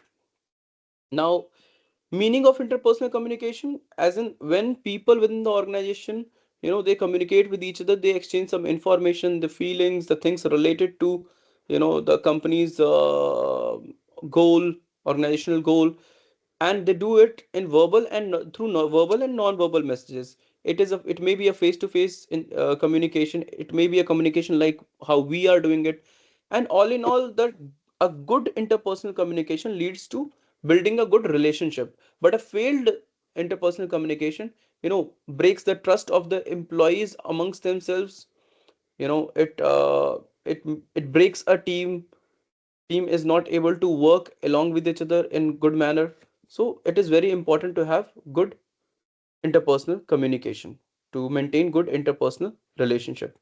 Now, communication, of course, and interpersonal communication is something that we need from our childhood to the latter part of life to the end of the lives, because we keep on communicating with people. And why do we need it? For personal purposes, for social purposes. And here what we have to discuss, how it helps in keeping up with the professional relationships, because as I discussed earlier, it leads to foster the trust amongst people, makes them collaborate with each other. If there is a team which is working on a project and comprises of people doing different works, then it is very much possible that, like, of course, it is very not very much possible, it is obvious that they have to be dependent upon each other so as to fulfill the task or complete the project. For that, they need to communicate with each other. Now the outcome is based on how they communicate well with each other, how they collaborate well with each other, and that depends a lot on their interpersonal communication. So further, lack of communication ruins everything, because obviously, you know, uh, we just cannot assume how somebody is going to behave. We just cannot assume whether or not the other person is interested. We need to communicate with that person. Certain features of interpersonal communication, it is a continuous process. It keeps on happening. It never stops. It is inevitable. You cannot avoid it. It is dynamic in nature. If you meet a new person, you don't know how that person is going to interact with you. If there is a new intern in your particular department, you don't know that intern does not know you. So how communication will happen? It will be totally dynamic, right? But if you do your best in it, so it is going to be a good interpersonal communication which will strengthen the relationship. Now, example, a team leader's body language and tone during a meeting can foster cooperation, even if the circumstances are diverse and a lot of work has to be churned out of the employees. If the team leader has a tone with which he may persuade the employees, the team members, then that means that he has good interpersonal communication abilities, and people, the employees, the team members are going to trust him and will be able to work him. That will in turn fulfill the organizational goal in a good manner. Now, we need to understand that interpersonal communication is inescapable. You cannot escape it in the organization, or of course in daily lives. It is irreversible, because once you when we specifically talk about communication in any organization, most of it is in the written mode, as we have discussed in the last unit. So it is irreversible, right? If you impulsively type an email, so once sent, it is sent, and it is going to ruin your interpersonal relationship. So be careful with like how you communicate, with the team members, with other people around you. Now, there are contextual factors which affect interpersonal communication. There may be psychological factor, as in how you are feeling at a particular time. Psychological है, situational है. If it is a particular gathering, if it is a meeting, if it is a celebration that you are doing, or maybe if it is a conference. So based on that situation, if you are meeting this particular person, so your interpersonal communication may also differ. Relational, if you are communicating with somebody on the same level as you, if you are making a horizontal communication, then uh, you need to take care of a particular way, a few particular ways of interpersonal communication. You can be pretty I would say comfortable with your tone as well. But if it is a superior with who you are interacting, then you have to be careful with your words. You have to have a particular tone in the way you speak. So you need to take care of paralanguage as well. Cultural, somebody must be coming from a particular cultural, regional background, so you need to take care of that as well. Now, there are two theories of communication. It is important, please understand it. So, these theories explain why people behave as they do when they interact, and why is it required? How should they approach the other person? And when it is about interpersonal communication, how do you need to build it up? And these theories help you to predict, interpret, and influence behavior. We'll try and understand it. And these theories are a combination of psychology, sociology, and communication studies. And it tells about how communication works in building relationships, how interpersonal communication is fosters interpersonal relationships. Now, I'll give you a case first of all, and very quickly we'll try to understand.